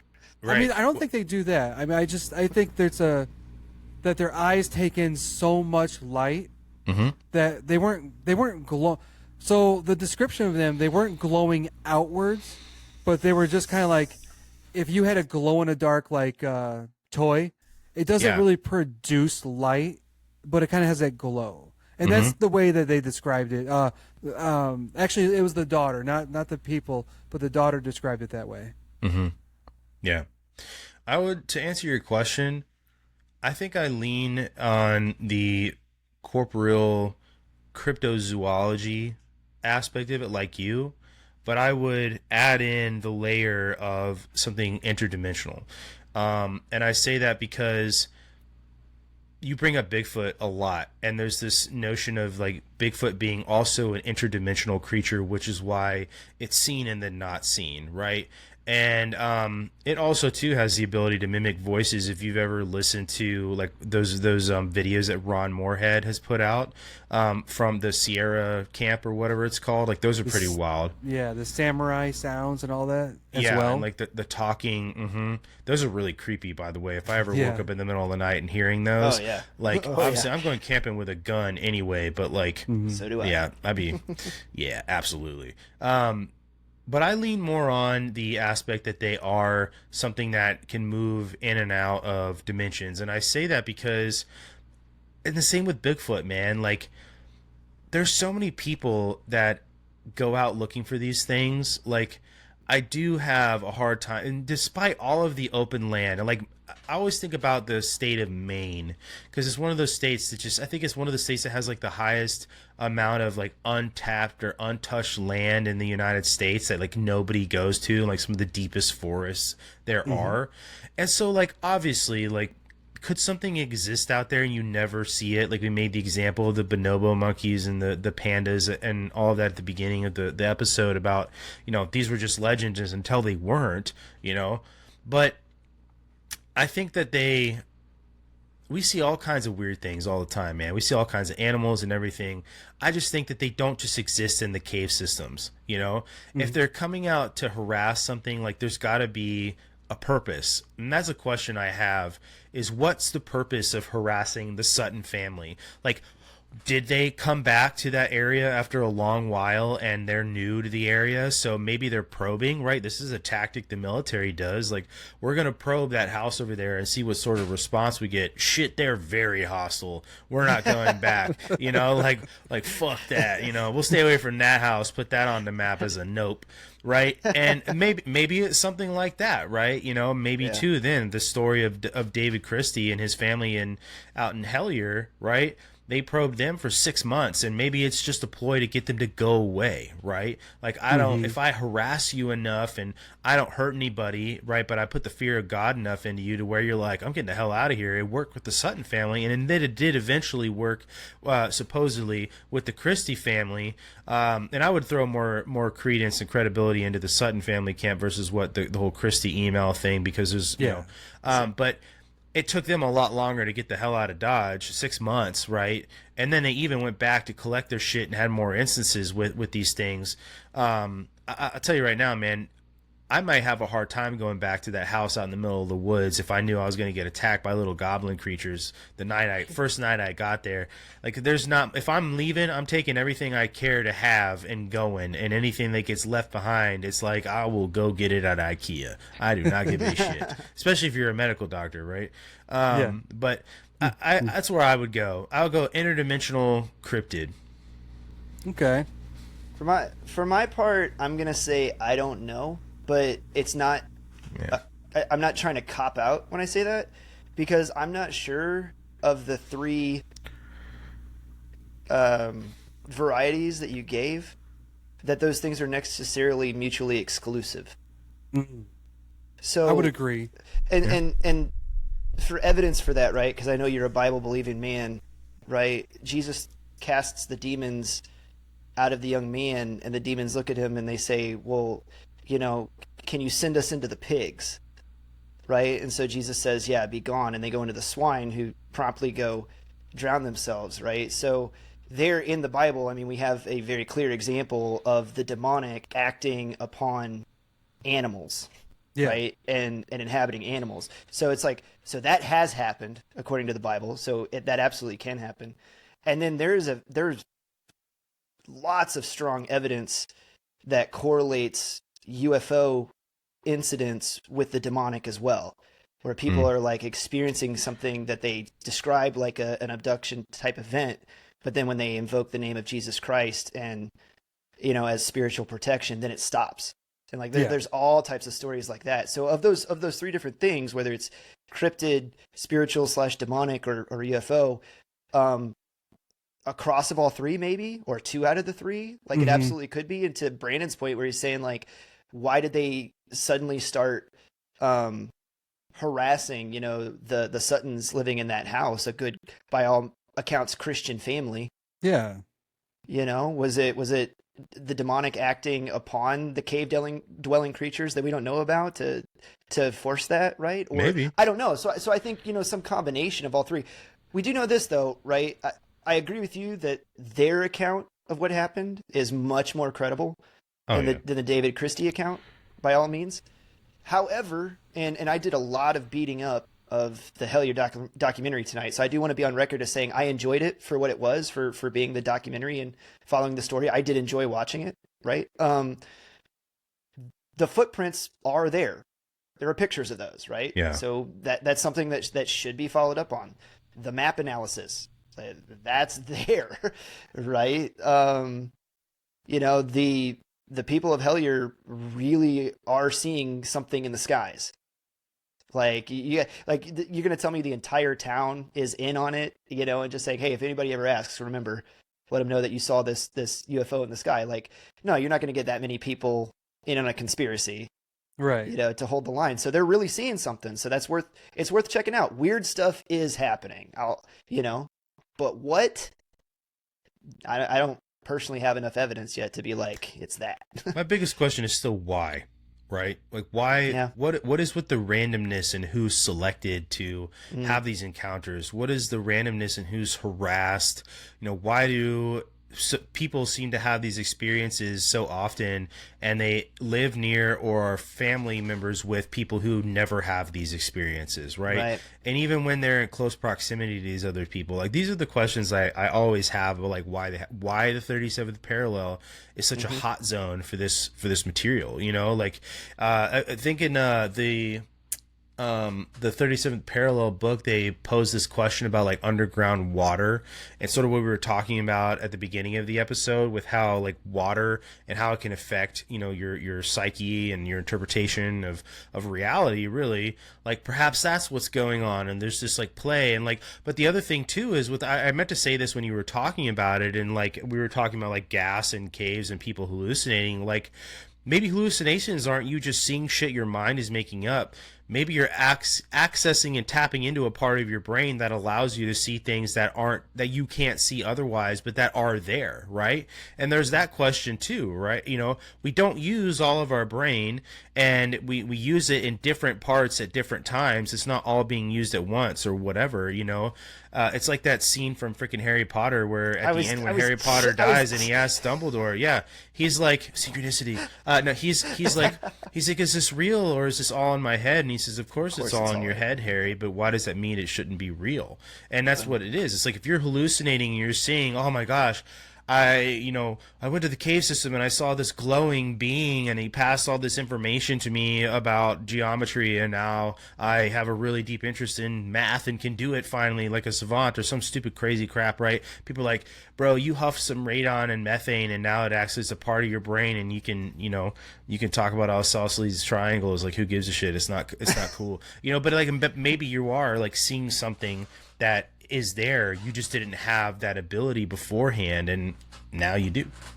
Yeah, 10 dimensions, man. Mm-hmm. Maybe you got to peer into a fifth one. Yeah, I believe there's spiritual realms and different things of that nature. So, I mean, we just see it, and I don't think that's. People think it's crazy, but I think if you're going to believe in God, you got to believe in a spiritual side as well. And spirit isn't always good angels. Spirit can be demonic beings. Like, I think all aliens, by the way, are any way that, they say like reptilian type aliens or the Greys are the typical ones. All the alien beings, like, I don't know if you're, not reptilian, but the mantis aliens, have you heard of those? All of those things are just different types of demonic beings, in my opinion. And the reason I came up with that was what Chris mentioned. About 6 years ago, they said, if you say the name of Jesus, they typically go away. Well, Brandon, if you wanted to attack me and I said, in Jesus' name, stop, and there wasn't like some sort of supernatural intervention, right? Are you going to stop just because I mentioned the name of Jesus? Probably not. Most likely, if you are hell-bent on just punching me or whatever it might be, you're probably not going to stop. But a demon would. If you say the name of Jesus in power and belief and all that, I think a demon would, because we have that power in us. That's what Jesus said, that we can do those things as well. So if we invoke the name of Jesus and they stop, I think they're demons as far as aliens go. So I don't know. I don't know if that made sense. Maybe, hopefully, it makes sense. I would just say I agree with you that I think there's a hefty portion of a lot of this stuff that people talk about and experience that does come from that realm. I just think that there's still room for other beings in the universe, and that it doesn't seem implausible from just this angle that they wouldn't exist and try to, we have some sort of contact, whatever that contact looked like. Now, there's all these things that, you can talk about, like how we don't understand physics enough to discuss travel in an intergalactic or interstellar way, right? Like, but who knows, so I think some of it is, I think probably a large portion of it is, and I believe in the other thing too. So I believe in both of them at the same time is what I'd say. Yeah, I will say one last thing on this for me. So, sorry, it'd be really quick. Oh, no, you're good. My papa told me years ago, because I asked him about aliens. Aliens, when I was a kid, the scariest thing in the world was aliens. And we had the VHS of Close Encounters of the Third Kind. And on the side of the VHS, they had a little picture of the little gray alien. And that would scare me for hours upon hours if I even just saw the picture. So one day I asked my Papa Larry, I said, hey, are aliens real? And if they are, would that go against the Bible? I asked him in some way, shape, or form. I was probably 10, so it might not have came out like that, but it's similar. And he said, well, God said he created man and created the earth and created all this.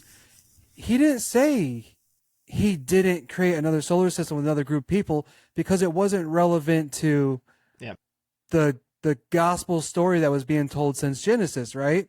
Right. And he said, if he did, he did. It doesn't matter. It doesn't mean God's not real if an alien comes to Earth. Mhm. But if there's no aliens, it doesn't mean God's not real because he didn't create anything other than us. So at the end of the day, if there's aliens, I don't care as far as like God goes. So there could be some out there. I guess I should say, I should give the caveat of there could be some aliens out there, but I think the Greys and things like that are demonic. Well, I agree with you on that, because if you look at like even like Aleister Crowley, and that ties into the whole OTO thing in the second season of Hellier too. He drew his like little spiritual being that he was supposed to be getting information from. It has a name. I don't remember the name. It doesn't even need to be said, but it looks like a lot like a gray alien in a lot of ways, and that knowing that about him and what he did, that has always made me think that the Greys were some sort of evil entity or a demon. And then later in life that it's a demonic is what it is, because of what he did and what he dabbled in and what he made his whole life about, to his eternal damnation, right, was about that. Well, it's like I was saying earlier, it's like we look at these things as kind of separate genres. Like, here's the UFO track over here, and here's the spiritual track here, and here's cryptids over here, and here's, whatever it goes over there. And I'm just not sure that all these things are mutually exclusive. I think that there's the physical reality that we live in, like I was saying earlier, 4 dimensions that we're in, time, then height, width, and depth, right? But above and beyond that, when you start getting into the other realms where all of this stuff exists and obviously has the ability to interact with us in some shape or form, right? Like you were saying, Brandon, if you were going to make room to believe in God, and God is a spiritual entity above all, and you're going, then that necessitates the fact that you are making room for something after death. And then if there's a spiritual realm and something after death, then that necessitates going, I can't close the book.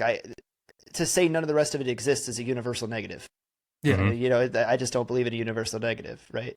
And last thing I wanted to say is kind of like a joke, but I have this whole theory about the Nephilim, and a through line that I try to draw from there through, like, all the jokes they make about lizard people, right? It's like some of the worst people in our government and world leaders. It's like, oh, they're lizard people, dude. I know that they're not real humans, because it's like no human could be that cruel, right? If you want to talk about the Hitlers and the Stalins and the Maos and the Hillary Clintons and whatever, right? But it's like, yeah, lizard person, right? But if you go back into Genesis chapter 6 and you talk about the sons of God knowing the daughters of man and then having children with them, and then we know that some of them were the giants, right? But it's like, is there possibly other creatures that come out of that? Like, could the Nephilim leave room for us to talk about vampires and werewolves and shapeshifters and wendigos and like all this other stuff in the world?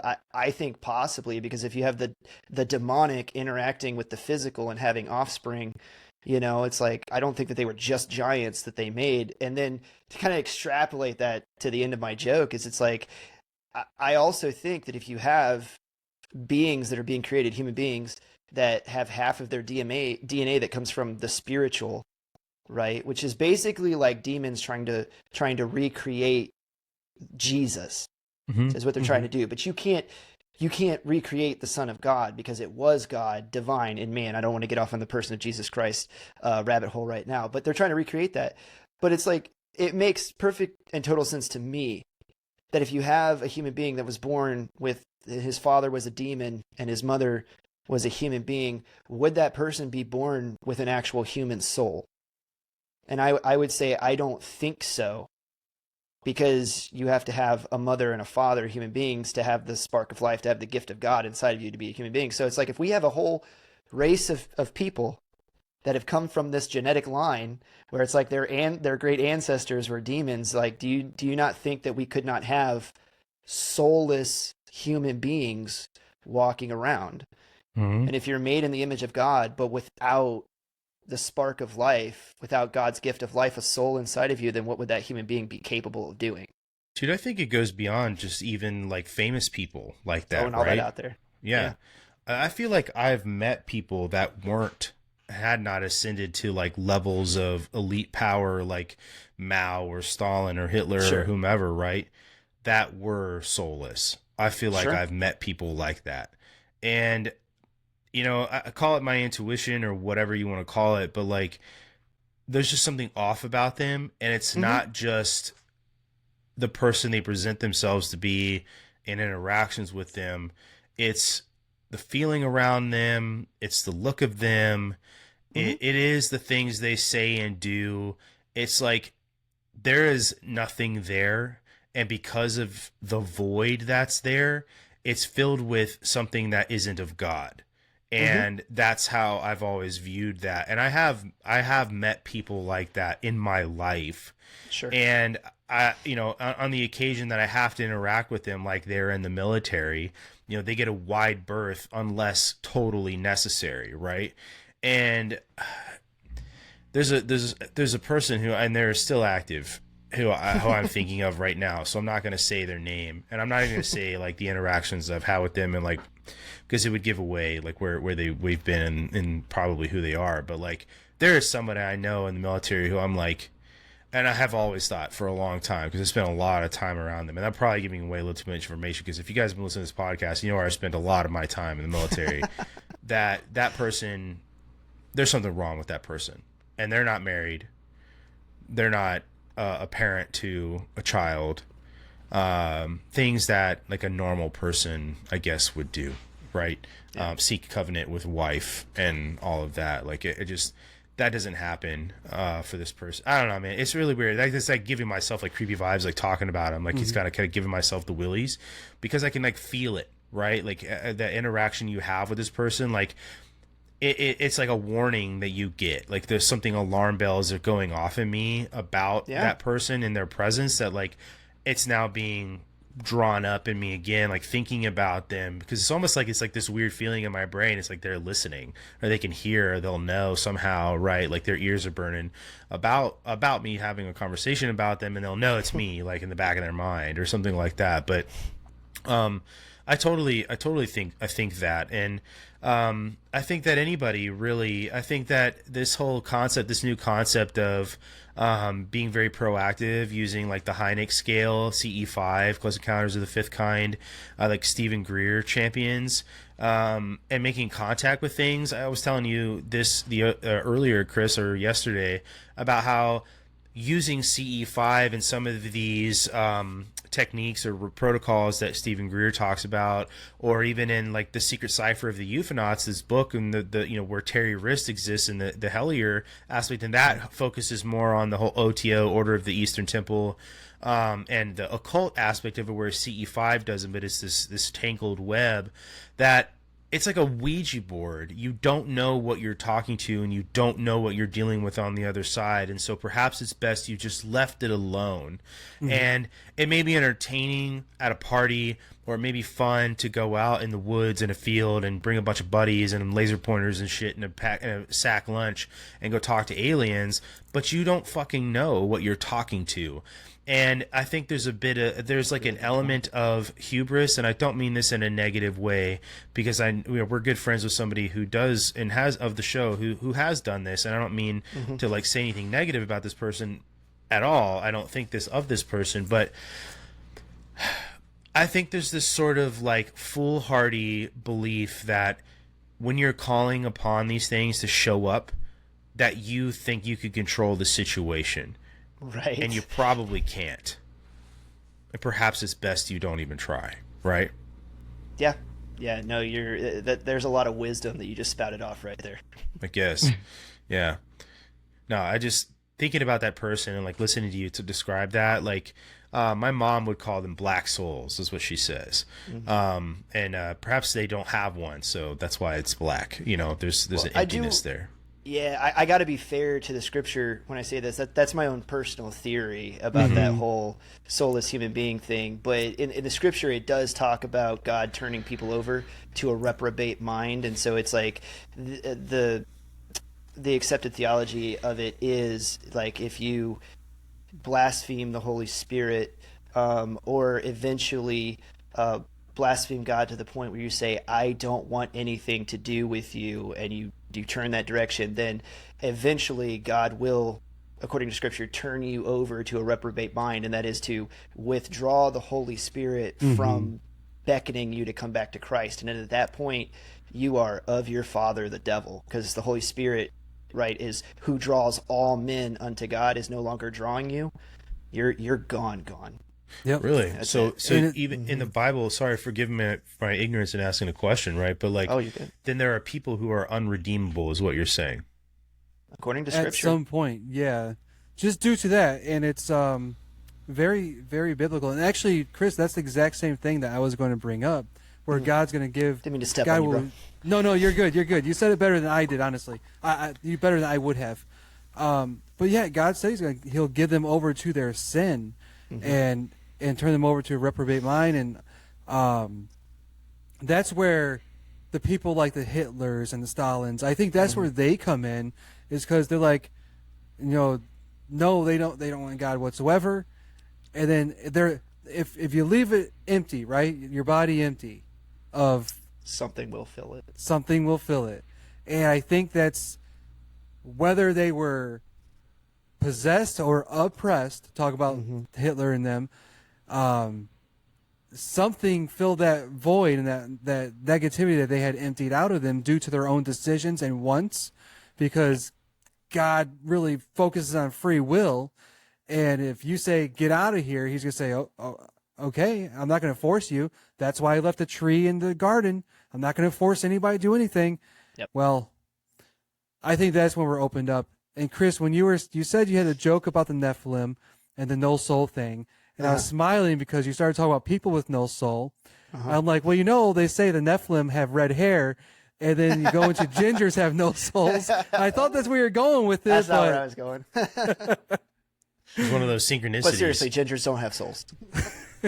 Yeah, it was a synchronicity. Hey.